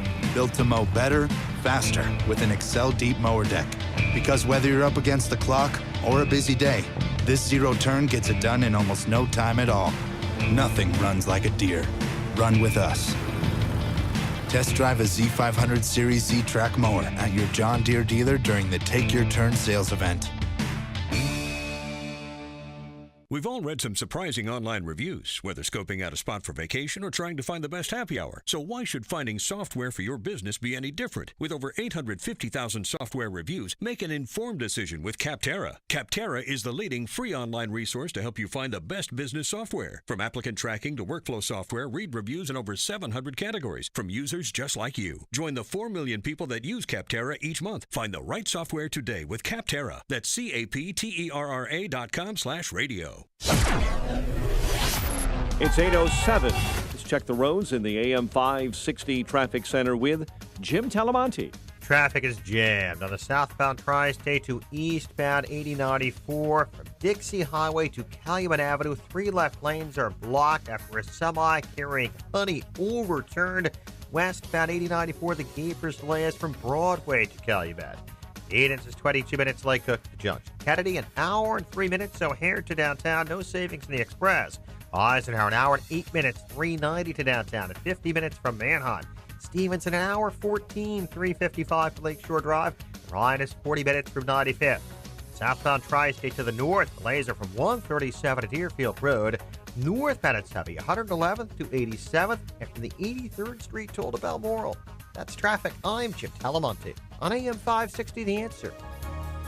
Chicago's Morning Answer continues next. Your official Chicagoland weather forecast from the 1 Hour Heating and Air Conditioning Weather Center and meteorologist Steve Williams. Times of clouds and sun today, high 75. It'll be partly cloudy tonight, low 55.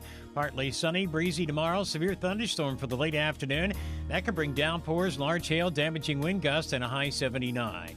I'm Steve Williams on AM 560, The Answer. 55 at O'Hare, 59 along the lakefront. Next news, 8:30. Chicago's Morning Answer with Dan and Amy continues next on AM 560, The Answer. This hourly segment is brought to you by In the Know with Wealth Management Group, hosted by Craig Bolanos. Heard Sunday mornings at 10. This is Chicago's Morning Answer with Dan Proft and Amy Jacobson on AM 560. The Answer.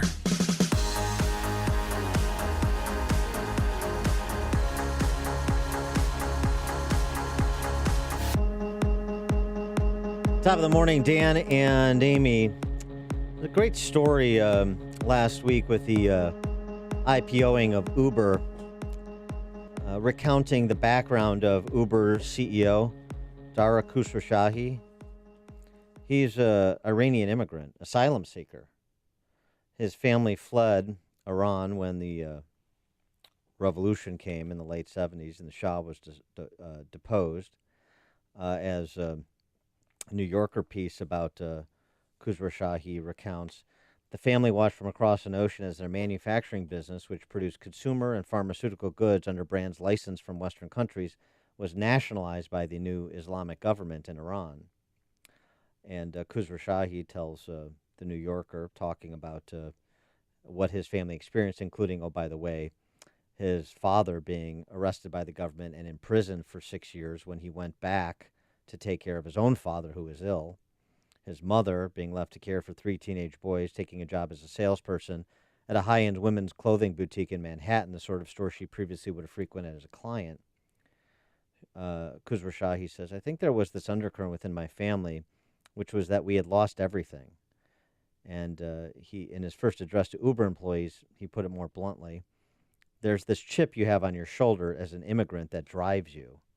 Well, pun intended, I guess, drives you, Uber. But there's no question it's driven Khosrowshahi to be a successful entrepreneur in this country, the CEO of the celebrated Uber, despite its stock performance thus far. And so thinking about entrepreneurs and entrepreneurs in Chicago, all the success stories, and then reading this piece by Howard Tullman at Inc., which I mentioned yesterday when we were talking to the Technology and Manufacturing Association guys. Howard Tullman was the former CEO of 1871, which is the tech incubator downtown. Successful entrepreneur himself, has done a dozen successful startups. Yeah. He talks, though, in his piece about the essentially millennial generation, I guess, and perhaps younger, of entrepreneurs. Well, let me put it this way. The headline in his piece is Young, Stupid, and Overconfident. Yeah, he said they lack expertise, experience, and most of all, the slightest bit of empathy. So, yeah. So very true. We talk about entrepreneurship as a good, and it is. You need creative people. You need innovators. You need disruptors. But how does that happen, as Howard Tullman writes, in the world of whatever? Well, why don't we ask him? We're pleased to be joined by Howard Tullman, General Managing Partner of G2T3V. I'm glad you said it, so I didn't have to. Ring to it. Executive Director of the Kaplan Institute. He's got a new book, You Can't Win a Race with Your Mouth, and 299 other expert tips from a lifelong entrepreneur. Howard, thanks for joining us. Appreciate it.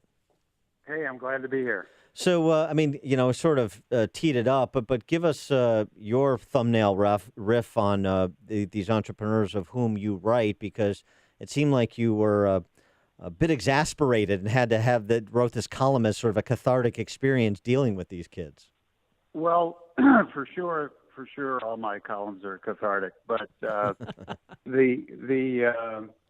truth is that I don't control the headlines on my articles. So there's some person at Inc. whose job is to make these things clickable. So my original title for the piece was They Have to Pay You, but They Don't Have to Thank You, okay? And it was all about the fact that you got to earn your way, and you can't take it for granted, and you can't expect that everybody is going to go out of their way to, deal with you as a snowflake or whatever. They made it a little stronger. But listen, it's the case today that people think that there's tricks of the trade or there's some shortcut. And, you could talk about Dara or you could talk about anybody who's lived through this stuff, and you discover that what it really takes is hard work. And you're not going to figure out some shortcut to any of this stuff. And this was, sort of the lesson. And by the way, I don't think that it was even pointed just to the kids, because I think that, mentors and professors and parents and everybody else has contributed to this everybody wins, economy where everybody gets a trophy and everybody, is successful. And that's not how the real world works. And so the moral of this, especially around graduation time, was just to try and summarize a couple of messages that I think it would be useful to share with these folks who are about to enter the real world and the working world. And that was the point of the article, really, which is to tell them what is expected of them and sort of tell them the truth about their skills. They all think that they're, rocket scientists and geniuses. Right. And I'm sorry, go ahead, Amy. No, I was going to tell you two stories. One, I have a family member he had to go to a conference on how to deal with millennials in the workforce. So that makes me feel like we're catering to them. And also, I have another friend who she works for a Fortune 500 company. She was had to release a millennial. They were doing a job review, and the millennial brought her mom in with her, and her mom said, not only should you keep her, but she should be making X amount of money. Yeah, I know. I mean, is this our new reality? Well, the helicopter, parents are insane. I mean, they're driving not just all of the higher ed people crazy, but it's now leaking into the business world, just as you say, where the parents have expectations for their kids. And by the way, this is, it'll be interesting because a lot of people believe that this is the last generation that's going to be upwardly socially mobile and economically mobile, in the sense that maybe this next group is not going to be able to afford a house and not going to be able to make more than their parents made. And I think that freaks everybody out. But, the truth is that it's going to be very challenging right now for these big companies where they tell, everybody that they should cater to this new generation, in part because, look, you've got unemployment at ridiculously low rates. So it's not easy to come by talent.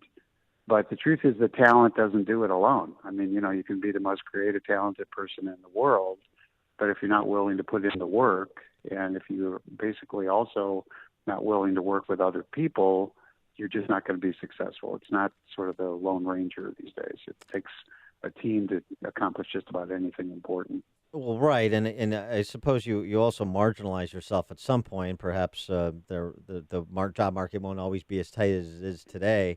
And I mean, what you recount, or the way you describe, I should say, the interview process these days, it's more, I mean, it's like you go in for an interview and you say, enough about me, let's talk about you and what you can do for me and how about this culture. And, you describe these interviews with, this is mostly young people that are entering the workforce or attempting to. Well, it's important to understand what the perks and the benefits are that come with the job. But the most important thing is to understand and be excited about the job opportunity and what you're going to accomplish. Today, the best employees, the best of these kids, want to work with other talented people. They want to do something that's important. And most important, they want to feel pride about what they do. They want to have the right resources and do something that's significant. We talk to entrepreneurs all the time about fear and about, being not afraid of failing. It's going to happen in anything you try to do. And we always say, look, it's not failure that's something to be afraid of. It's that you could wake up one day after 10 or 20 years and discover that you spent your whole career doing something that nobody gave a shit about. So, you'll pardon my French. Okay. But in this everybody wins and everybody gets a participation trophy society that we live in, they're going to have to fail at some time to realize that this is the real world. This is how things work, don't you think? Yeah, and I think, listen, I think the funny thing is that what we focus on is, when you go to a school these days, even a high school or a junior high school, the kids who have the lights turned on in their heads are the kids who are doing everything but the core curriculum. They're the jocks, they're the music kids, they're the chess kids, the robotics kids, and what's happened is they found something that they could take responsibility for and some ownership about, and then they got excited.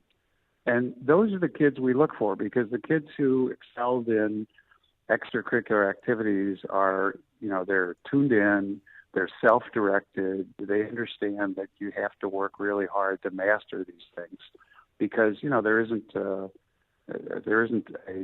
sort of a subjective measurement here. It's a very clear thing. You're either going to win the chess match or you're not, and your robot's either going to work or not. So those are the kids we look for. It's not just that you sort of burnish your resume by extracurricular activities. It's that those are the kids who learn the life lessons. One of the most astonishing things now is we're automating a lot of sort of the redundant and the basic functions that used to be the way we entered the work world. And, now the kids come in and say, I want to jump right to, the head of marketing. I don't want to hand out flyers, or I don't want to, stuff envelopes or do any of these kinds of things. And the interesting thing is, it's great that the automation is going to get rid of those crummy jobs and let us do more creative things. But those crummy jobs were like where we learned a lot of the rules of the road, about paying attention to the details, about doing the work that was foundational, before you went on to, being your own boss and things like that. And I don't know how we're going to train these kids from a culture standpoint, as to what's important when, you're saying to them a reasonable expectation is you'll be meeting with clients right away, you'll be making sales calls right away. And that never used to happen. People did a year of cold calls before they ever got face-to-face with a client, and they learned how hard that is. And today, that's all going to disappear. Well, one of the things that you suggest, too, is that these workers should be thanked for their actual contributions to the core mission of the organization, rather than simply being thanked for sharing their feelings or and these other things. Friday. Yeah, right. Thanked every Friday. And by the way, I think that's I think the other thing you have to be careful of when you're trying to build a business, and especially with a bunch of these kids, is if you let the sort of the people who aren't performing be treated in the same way as the people who are performing, what happens is the slugs stick around. Okay, the good people leave, because the good people are interested in a place where the talent and the hard work is actually recognized, not where everybody is treated equally. And so that's the scariest thing, is that you lose the good people when you're trying to accommodate everybody and saying that sort of mediocre is good across the board. He is Howard Tallman, General Managing Partner, G2T3V LLC, Executive Director of Kaplan Institute. His book, You Can't Win a Race with Your Mouth, and 299 other expert tips from a lifelong entrepreneur. And you can check out his piece, which I tweeted out at Inc.com as well. Howard, thanks for joining us. Appreciate it. Happy to do it. Yeah, it was a pleasure. And he joined us on our turnkey.pro answer line. If you're talking about it, Dan and Amy are talking about it. It's Chicago's Morning Answer on AM 560. The Answer.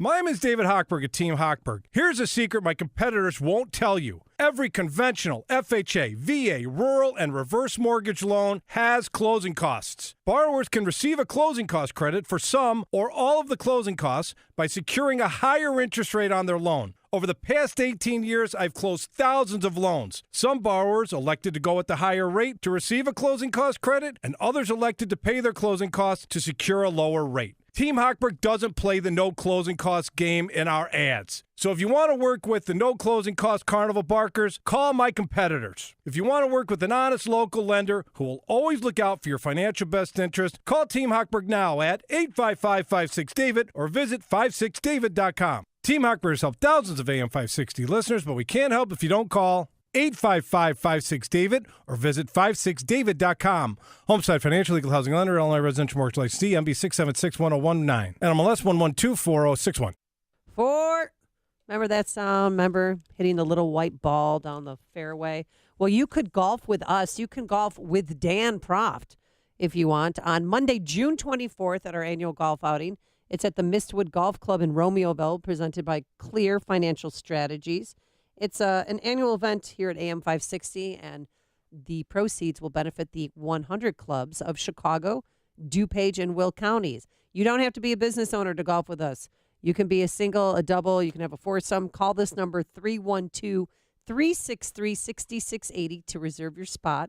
Again, 312-363-6680. And if you're a business owner or make the marketing decisions for your company, hey, why don't you become a business benefactor? What's that? Well, you pay $1,196, and as a way of saying thank you, we'll give you 25 60-second commercials to run Monday through Friday right here on AM 560. It's really the best deal in advertising in Chicago. It's a $3,000 value, yours for only $1,196. It's a great way to get to introduce your company to radio advertising and to take your business to the next level. To become a business benefactor, golf with us, help the 100 Club. It's a win-win. Here's what you do. Call the same number, 312-363-6680, 312-363-6680, or learn more at 560theanswer.com/golf. When you're insured by Mag Mutual, you get more than just medical professional liability protection. You get partnership. Mag Mutual is your partner when it comes to safeguarding patients, physicians, and healthcare teams. Everything they do is focused on protecting and supporting you in the practice of medicine. From helping you save money to mitigating your risk, Mag Mutual is your single source for customized service and support. Their promise to protect includes comprehensive insurance solutions for the practice, business, and regulation of medicine, expert guidance, an extensive resource library, and complimentary access to up-to-date and evidence-based clinical decision support resource. Mag Mutual is committed to your success. You can stay focused on your patients knowing Mag Mutual is your partner. Visit them on the web at magmutual.com. For more information about Mag Mutual in Illinois, please contact Jim Nelson at RT Nelson at 630-990-4220 or by email at jnelson@rtnelson.com. Visit their website at rtnelson.com. Hey, the weather has finally turned the corner, and if you want to have more energy, you want a little more spring in your step for spring, then you should take Balance of Nature. 10 servings of 31 different fruits and veggies, all in a capsule, because admit it, you're not eating enough fruits and veggies on your own. You're not getting it when you go through that drive-through lane. Take Balance of Nature. It helps in so many ways. It's easy and it's healthy, and yes, the testimonials you hear on the station are true. Lock in your price, too, before the price of fruits and veggies go up, because you know they will because of these tariffs. So now's the perfect time to order your Balance of Nature. Get free shipping. 800-246-8751, 800-246-8751. Use promo code Chicago or go to balanceofnature.com, promo code Chicago. AM 560, The Answer. This is so exciting, but it's kind of scary. Do you believe in zombies, Dan? That whole little zombie subculture people have? No. All right, well, there's a zombie And I raccoon. don't like the zombie shows or the zombie movies either. You don't like any of that? This is boring. Oh, yeah. I got over it. Night of the Living Dead, I got over it. All right, so in Riverside, where Mike Scott is from, dog owners are told to be on the lookout for zombie raccoons. And they're also in other parts of Cook County because they carry the distemper virus, which can be lethal to dogs. So you have these zombie raccoons, and I'm not kidding you. They walk around on their back 2 feet, so they're standing straight up on their hind legs. They stagger and bare their teeth, and then there's drool dripping from one of them. They're pretty scary. So Do they only eat brains? Exactly. How did you know? That's their appetizer. But police are asking pet owners to vaccinate their dogs and supervise them while they're outside, even if you have a fenced yard, because these zombie raccoons, and here's some pictures of the zombie raccoons, will come and bite. You know, we want to make sure Hayek stays safe. But here's one Chicago, and his name's Todd Conway. Or no, excuse me. His name's Todd. And this is what he would do if he ever encountered a zombie raccoon. I'd probably try and smile at it with like a full, like as much teeth as possible, and possibly kiss it and then depending on their reaction, I'd run away or hang out for a while and get to know it. Was Todd inebriated at the time that he conducted that interview? No, it was in broad daylight. Yeah. She interviewed him, Mike Quigley's daughter, my congressman's daughter, who now works for Channel 7. Oh, that's nice. She, trying to keep it in the family, Dan. She interviewed that dog walker at a park, and that was his honest answer. I don't know if he had any substances in him, but it's a very honest answer. What he would do if he met a zombie raccoon. Zombie Raccoons was the name of my high school band. And there was a cover band for? The Pet Shop Boys. Ah, the Pet Shop Boys. Good. West End Town, we killed. Coming up on Chicago's Morning Answer. We're going to talk to David French about a number of things. Rashida Tlaib stuck on stupid. The pro-life legislation, a number of pro-life bills moving through a number of state legislatures, and what that means for the future of Roe v. Wade, as well as the Harvard law professor who was sacked for doing his job as a criminal defense attorney. It's all at 8:38. And speaking of stuck on stupid, the governor of Montana can't name his number one accomplishment as governor. Wait until you hear that. But first, let's get into the newsroom. For news here at home and around the world, here is Mike Scott. It is 57 degrees. Non-emergency U.S. government employees are being ordered out of Iraq. The embassy in Baghdad confirming today the directive had been given by the State Department. Limited information was provided, but citizens are being urged to depart by commercial transportation as soon as possible. Officials in southeast Alaska say the remains of 2 missing after a pair of float planes collided in midair have been found. 10 were rescued from that crash near Ketchikan on Monday. Alabama's state Senate is passing a bill that would ban nearly all abortions. Democrat Minority Leader Bobby Singleton is pleading with the governor to reject the bill and says he is sad his Republican colleagues passed that measure. I'm saddened that we had to go through this and we passed this in this state.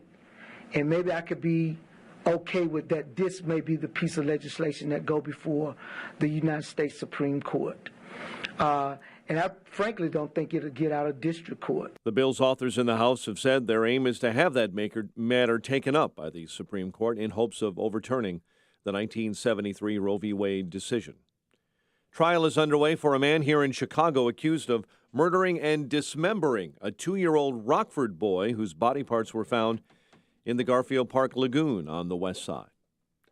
The acting director of DCFS is responding to critics after the deaths of over 100 children in the last year with ties to the agency. Mark Smith says it's important to know that not all of those children were killed by abuse or neglect. Meantime, the governor's independent review of DCFS programs that try to keep families together and out of foster care shows major failings. The survey of the Intact Family Services Unit came from the University of Chicago's Chapin Hall Center. An Indiana teen accused of stabbing her mother more than 60 times is pleading guilty to murder. 17-year-old Chestinia Reeves changed her plea under an agreement yesterday with prosecutors in exchange for a 45-year prison sentence. Reeves was 15 at the time of the slaying. Illinois could be the next state that allows people on food stamps to use those benefits at restaurants. The Illinois Senate is considering a plan that lawmakers say would allow people to use their benefits at restaurants that would make sure homeless people, or at least people who don't want to cook, have options. But there are worries that eating out could burn through the supply of food stamps quickly. The Illinois House has already approved that idea. Bulls will pick 7th in the NBA draft after last night's lottery. Cubs 3-1 winners over the Reds, and the Indians blanked the White Sox 9-0. The news is a service of Panera Bread. At Panera, breakfast to go no longer means to settle. Wake up with a new maple glaze, scrambled egg and cheese breakfast wrap, and a Madagascar vanilla cold brew, all ready to go with the push of a button. Panera, food as it should be. 8:33 and a check of traffic and weather on the way next on AM 560. Mike Gallagher explains the next media meltdown. I don't think people care what happened from 1985 to 1994, but the media hysteria is ever present. Breaking down. Oh my gosh, he's a con man. What, he's a con man because a guy who made billions over the course of his lifetime had a 9-year period where he lost money? What a shocker. The Mike Gallagher Show, weekdays at 9, right before Dennis Prager at 11 on AM 560. The Answer.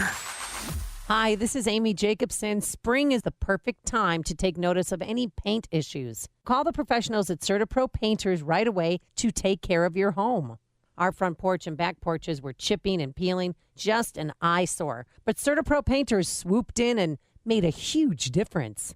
They also painted a majority of our rooms in our house, the quality, service, and attention to detail like no other paint company. You know, spring is the season of change. Time to change your wall color or exterior and transform your home with an updated new look. And if you want some help with colors, they've got you covered with in-home color consultation or online with a color visualizer. Don't put it off. Time to hire CertaPro Painters, your residential and commercial painting expert. Schedule a free estimate online at CertaPro.com. That's Certa with a C, or call 1-800-GO-CERTA. Each CertaPro Painters business is independently owned and operated. CertaPro Painters, we do painting, you do life.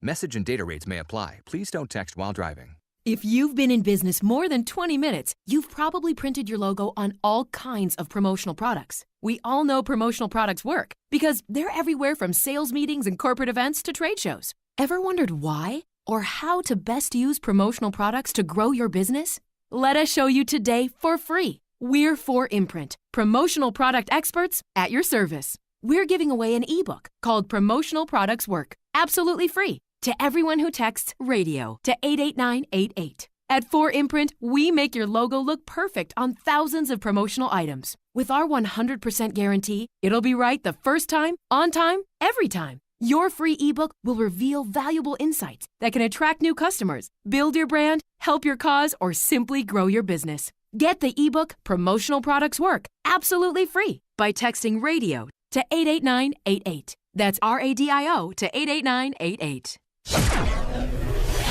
8:35, a check on the morning roads in the AM 560 traffic center. Here's Jim. Eastbound 8094 at Calumet Avenue, 3 left lanes remain closed after a semi overturned, spilling its load of honey and also fuel.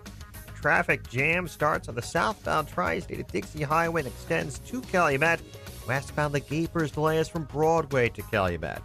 Traffic is slow on the inbound Kennedy starting at Nagel, an hour and 4 minutes, O'Hare to downtown, a tad quicker than the Express.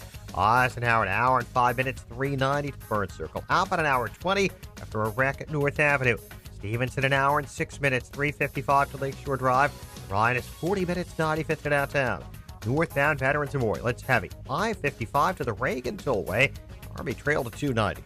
It's traffic. I'm Jim Talamonte on AM 560, The Answer. Chicago's Morning Answer continues next. Your official Chicagoland weather forecast from the 1 Hour Heating and Air Conditioning Weather Center. More sunshine than clouds in the morning. Clouds begin to pile up in the afternoon, high 75. Currently 57. Next news at 9. And Chicago's Morning Answer with Dan and Amy continues next on AM 560, The Answer. This hourly segment is sponsored by Financial Planning with Jack Taboda, your 401k specialist. Heard Saturday mornings at 7 right here on AM 560, The Answer. In Western town, a dead end world, the Eastern boys and Western girls. What's your song? In Western town, a dead end Nope, back when I was with Zombie Raccoons. A lot of gigs. That was the closer. Sometimes the encore number. What was, yeah. Dan and Amy back. You know, when you're stuck on stupid, as Rashida Tlaib is, to borrow a general honoraism, you're going to need some useful idiots to help. And Rashida Tlaib is in luck. She has Seth Meyers, the host of Late Night. Tlaib going on Late Night so that those powerful, nebulous forces trying to silence her, whoever they are, don't do it. Rashida Tlaib doubling down on what she said previously, rewriting the history of the Palestinian people and their relationship to and the safe havens that were or were not provided to Jews over the last 80 years. The tragedy of the Holocaust. I mean, the reason why Israel was created was to create a safe haven for Jews around the world. And there is something, like, in many ways beautiful about that. My ancestors, many had died or had to give up their livelihood, their human dignity, to provide a safe haven for Jews in our world.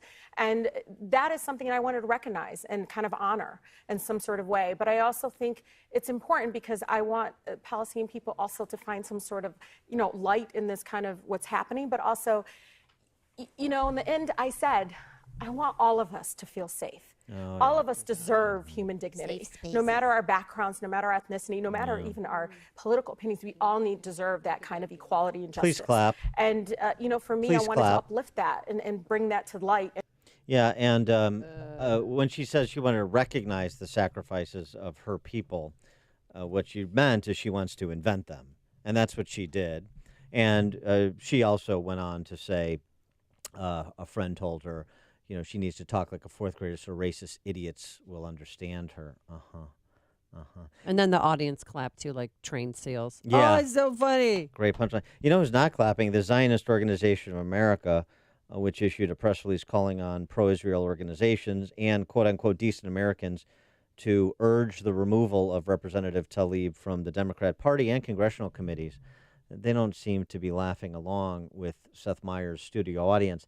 In addition to that, oh, by the way, Seth Meyers tiptoed up to the line, sort of displaying guilty knowledge that he knows she is inventing history. And rather than press the issue, Meyers allowed Tlaib to double down on it. Not only does she commit to the history she invented, as you just heard, she's got sort of a bit of an embedded message about Palestinians and Israelis, and she offers a bit of a comparison. Listen. I think there was a good faith argument that maybe your history was not in alignment with everyone else. The truth. And do you feel like there's a way to talk about the history of that part of the world that people here in this country that maybe don't fully understand it could grasp it more? Absolutely. I think for me, I grew up in the most beautiful, blackest city in the world, in the country, which is the city of Detroit. And every corner is a reminder of the civil rights movement. And through my African-American teachers, through I call my black mothers on the block I grew up in, they, constantly told me about the pain of oppression. They taught me about the history of segregation and feeling less than and dehumanized because they were black in America. And a lot of that lens that I bring to this issue, and that's how I talk about it. The fact that, we are dehumanizing a whole community to uplift others, but I don't think that's truly going to keep anybody safe. We are dehumanizing a whole community to uplift others. Well, golly, who could she possibly be talking about? Isn't it obvious that she's talking about Palestinians being dehumanized to uplift Jews, and that's not going to work? And she's using the misguided, to be generous, comparison to black Americans living under racist Jim Crow laws. We've gone in this show, yesterday when I filled in for Prager, yesterday morning when we talked about this, we've gone through the history of the last 80 years. The collaboration with Nazis by the Grand Mufti, the terrorism that's punctuated that region, driven by Hamas, the Palestinian Authority, the PLO, Yasser Arafat, the godfather of terrorism in the region. Come on. And what's the response? What's the response from the Democrat Socialists? Well, especially lawmakers who are Jewish. Where's Jan Schakowsky right now? Glad you asked. Jan Schakowsky penned an op-ed for CNN.com with Ilhan Omar, one of the 3 Democrat freshman Spice Girls. We have to come together to oppose white nationalism. That's So fine. then now you're talking I'm all for anti-Semitism. I'm all for opposing hate in whatever form it takes. But talk about a misdirection play. Ilhan Omar decrying hate.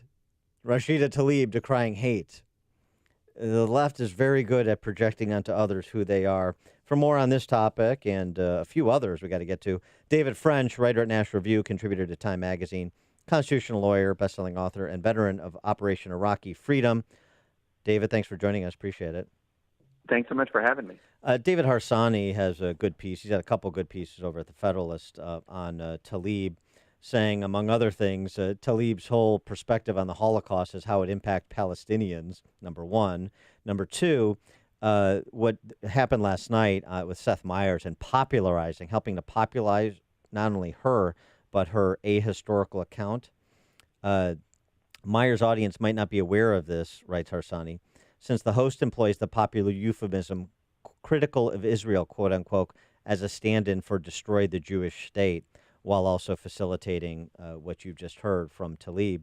I mean, this is starting to get a little bit more than just sort of the marginal one-off crank, not just because you're talking about members of Congress, but because you have their handmaidens in the D.C. press corps and the entertainment appendage of that press corps amplifying their lies. Well, yeah, I mean, what happened is the Democrats took a few of their freshman representatives, and the media, too. It wasn't just the Democrats, it was the media, and just put them out there as sort of representatives of this new Democratic generation without doing their homework about these people. And Rashida Tlaib's comments, when you look at them, they're so ahistorical. They are, if you hear them and you listen to them, you become more ignorant because they're completely opposite of the truth. I mean, the fact of the matter is that, as you alluded to earlier, the Palestinians allied with Hitler. They allied with Hitler. Let that sink in. And then when Israel in 1948 accepted the UN partition, which would have created a Palestinian state and a Jewish state, the Palestinians rejected that and launched an attack along with multiple other Arab armies. I mean, they didn't provide a refuge to Jews fleeing the Holocaust. They tried to destroy the only Jewish homeland in the world. They tried to destroy it. And so these are just facts. And even if the Democrats aren't willing to say she's anti-Semitic for spreading this nonsense, at the very least they can say it's nonsense. They can at least set the record straight. But they have boxed themselves in, and they've boxed themselves in with a portion of their base by promoting these people so dramatically in the first place. It just leaves me shaking my head. I mean, honestly, because how can they get out of it now? I mean, they can't. Nancy Pelosi can't delete that tweet and tweet out that her comments were revisionist history. Well, and how disturbing is it, both with Omar and with now Tlaib, that there really is no reckoning for them outside of, frankly, conservative media circles? Right. I mean, that is extremely disturbing. I mean, what we have basically here is, imagine if you had GQ put Steve King on its cover, or Rolling Stone put Steve King on its cover, the way in which some of these people were lionized. And so essentially what's happening is you have a person who is really far outside of the mainstream of the Democratic Party, which we're learning, by the way, as we see Biden rocketing up to the... Hello? Oh, David, did we lose you? Did we lose David? Uh-oh. No.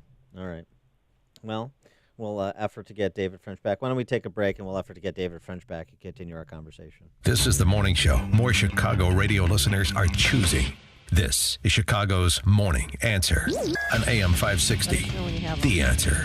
This is Dr. Howard, founder and formulator of Balance of Nature. We're changing America one life at a time. Well, I have different vitamins I had to take because of my post-cancer, post-cardiac situation. But the Balance of Nature, that being so condensed and so natural and, is amazing stuff. I haven't felt this good in 7 or 8 years. I would not be able to do a third of any of this stuff. After I started taking Balance of Nature, I started to have more energy. It's a godsend. It really is. Talk to a Balance of Nature health coach today and see if getting the nutrition from over 10 servings of fruits and vegetables can make a difference in your life. Use discount code CHICAGO to receive free shipping on every order. Call 800-2468-751 or go to balanceofnature.com and use discount code CHICAGO. AM 560, The Answer. We're back, and so is NRO's David French. David, sorry we lost you there. You were talking about how far outside the mainstream Democrat Party Rashida Tlaib is, and making a point about Joe Biden. Yeah, it's interesting. The Democrats are suddenly learning. There was this big New York Times story not too long ago that said that the offline Democrats not all over social media, outnumber the very online Democrats by about a 2-to-1 margin. And a majority of those Democrats are moderate to conservative, which is fascinating. And this is part of the explanation for Joe Biden rocketing up the polls. But this online left dominates the conversation for obvious reasons. They're the ones out there on Twitter. They're the ones out there promoting these individuals with journalists. And they're the journalists who are promoting these same people. And they have boxed themselves in. They absolutely promoted these people. And now they have a lot of walking back to do, and they're not willing to do it. Speaking of boxed in, you wrote a very good piece about what's happening at Harvard Law School. And, how do you like the Ivy League culture now, professorate at Harvard and elsewhere? The case of Ronald Sullivan, who was the first African-American residential dean at Harvard. He's an accomplished defense attorney. That's why he's a law professor at Harvard. And he committed the crime of representing a detestable defendant in a court of law per the charges against him, talking about Harvey Weinstein. And for that, he is now an accomplice of the rape culture, and he has to be removed from Harvard Law, which he is being removed from Harvard Law. Right. And, this is something that I think is an important development, because not only is it at least a university that holds itself out and hopes to be the most elite and prestigious and powerful higher education institution in the land, punishing a man for punishing a lawyer for representing a client, which is a direct blow to due process. But it's also doing so really against a person who in many other circumstances would be considered a progressive hero. And I can't tell you how many conversations I have had with progressive professors who will tell me, I am terrified of my own students. I am afraid of my own students. Right. I'm walking on eggshells with my own students. And these are progressive professors. That's the environment and climate that's building on college campuses. But Harvard knew who they were hiring. I mean, he was a defense attorney, so they knew what they were getting into before they made him the dean. And at that, the first African-American dean at Harvard Law. Right. Well, but when he was hired and elevated, that wasn't controversial. But, the woke standards are ever evolving and ever changing, because what they are based upon are the subjective feelings of these students. So if the student activists at Winthrop House, the place where he was faculty dean, weren't offended by the Harvey Weinstein representation, this wouldn't have been an issue. But what happens is you have a few students will get offended for reasons that are entirely subjective. And then the universities, rather than educating the students about the vital role that criminal defense attorneys play in our justice system, they just capitulate to this small group of students, just outright capitulate. It's astonishing. Well, and so those progressive professors, now that they know the mob will come for them, and the case of Ronald Sullivan has to be sending shockwaves that reverberate throughout the halls of these Ivy League institutions. Well, what is it they aim to do about it? I mean, are more going to go over to heterodox with Jonathan Haidt, or what are they going to do?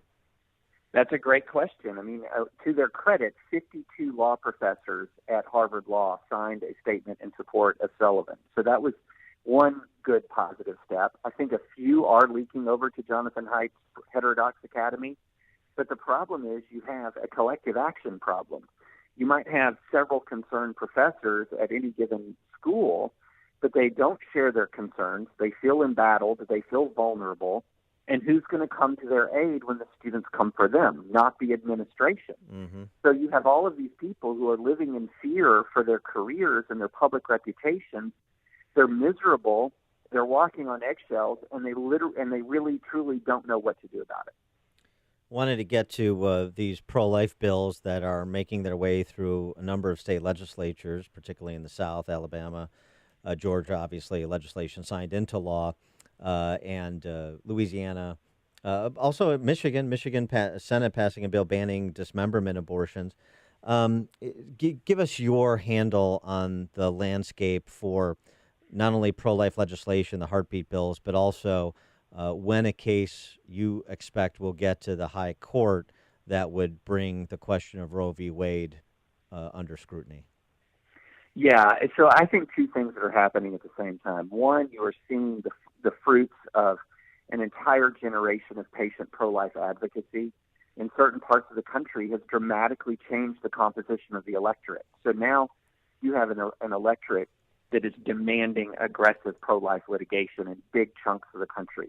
So part of that is happening. I mean, it's just because of that change brought about by the pro-life movement. The other thing is a lot of people, and I agree with them, have started to say, look, as a matter of tactics in confronting Roe, if we just keep sending the Supreme Court these cases that have marginal, tiny little additional restrictions on abortion, you're not actually going to strike at the heart of Roe, because the court will say, well, wait, we can uphold the Louisiana restriction under the Planned Parenthood v. Casey framework. We don't have to strike down Roe to uphold the statute. Right. And courts are sort of inherently conservative in that way. They won't go beyond the reach of the law. But the heartbeat bills, the Alabama law, they're fundamentally incompatible with Roe. You cannot uphold Roe and uphold those laws. And so I think it's going to be, at some point in the next year, 2 years, 3 years, we're going to have a very, very clarifying moment where we're going to find out whether Roe is actually in jeopardy or whether the pro-life movement is going to be limited for the indefinite future in its ability to impact abortion through the courts. And so I think this is going to be an important clarifying moment. Do you think the Alabama bill goes a little too far with saying, if a doctor performs an abortion, they could spend 99 years in prison? Well, here's the thing. I think the Alabama law, in an interesting way, I think the New York law and the Alabama law are both the most faithful representations of the core philosophies of the competing movements. And here's what I mean. The pro-abortion movement denies the humanity of the unborn child, full stop, flat out. So if you're going to deny the humanity of the unborn child, full stop, flat out, then why restrict it meaningfully at any stage? Then philosophically, there's no real reason to restrict it in any stage if you're not dealing with a distinct human being at all. But Alabama says, yeah, you're dealing with a distinct human being, a distinct person. And if you're dealing with a distinct human being with a distinct person, why are you cutting a break for someone who is intentionally killing that human being? Why would you give them a lesser punishment that you would give another person who intentionally kills a human being? So both of these are actually, I think, in many ways, faithful representations of their own philosophies. And the question isn't so much, is the Alabama statute faithful to the pro-life philosophy? It's more of a tactical, prudential question of, does it go too far politically for the public to stomach, which is a different question from, is it faithful to what, the philosophy of the pro-life movement holds. He is David French, writer at National Review, contributor to Time, constitutional lawyer, best-selling author, veteran of Operation Rocky Freedom. He's got a good piece on both these pro-life bills, these heartbeat bills, including in Georgia, as well as on the case of Ronald Sullivan at Harvard Law. You can get that at nationalreview.com. David, thanks for joining us as always. Appreciate it. Thanks so much for having me. And he joined us on our turnkey.pro answer line. Listen to Dan and Amy on your smartphone. Download the AM560 mobile app today at 560theanswer.com/mobile. Hey, Sean Hannity here. If you need windows, call the exterior experts. Call Crumweedy. Mark Olson and Greg Olson of Crumweedy. Well, they run a third-generation family business that's been doing Chicagoland exteriors now since 1953. And for them, it's all about trust, and they truly share your values. Why windows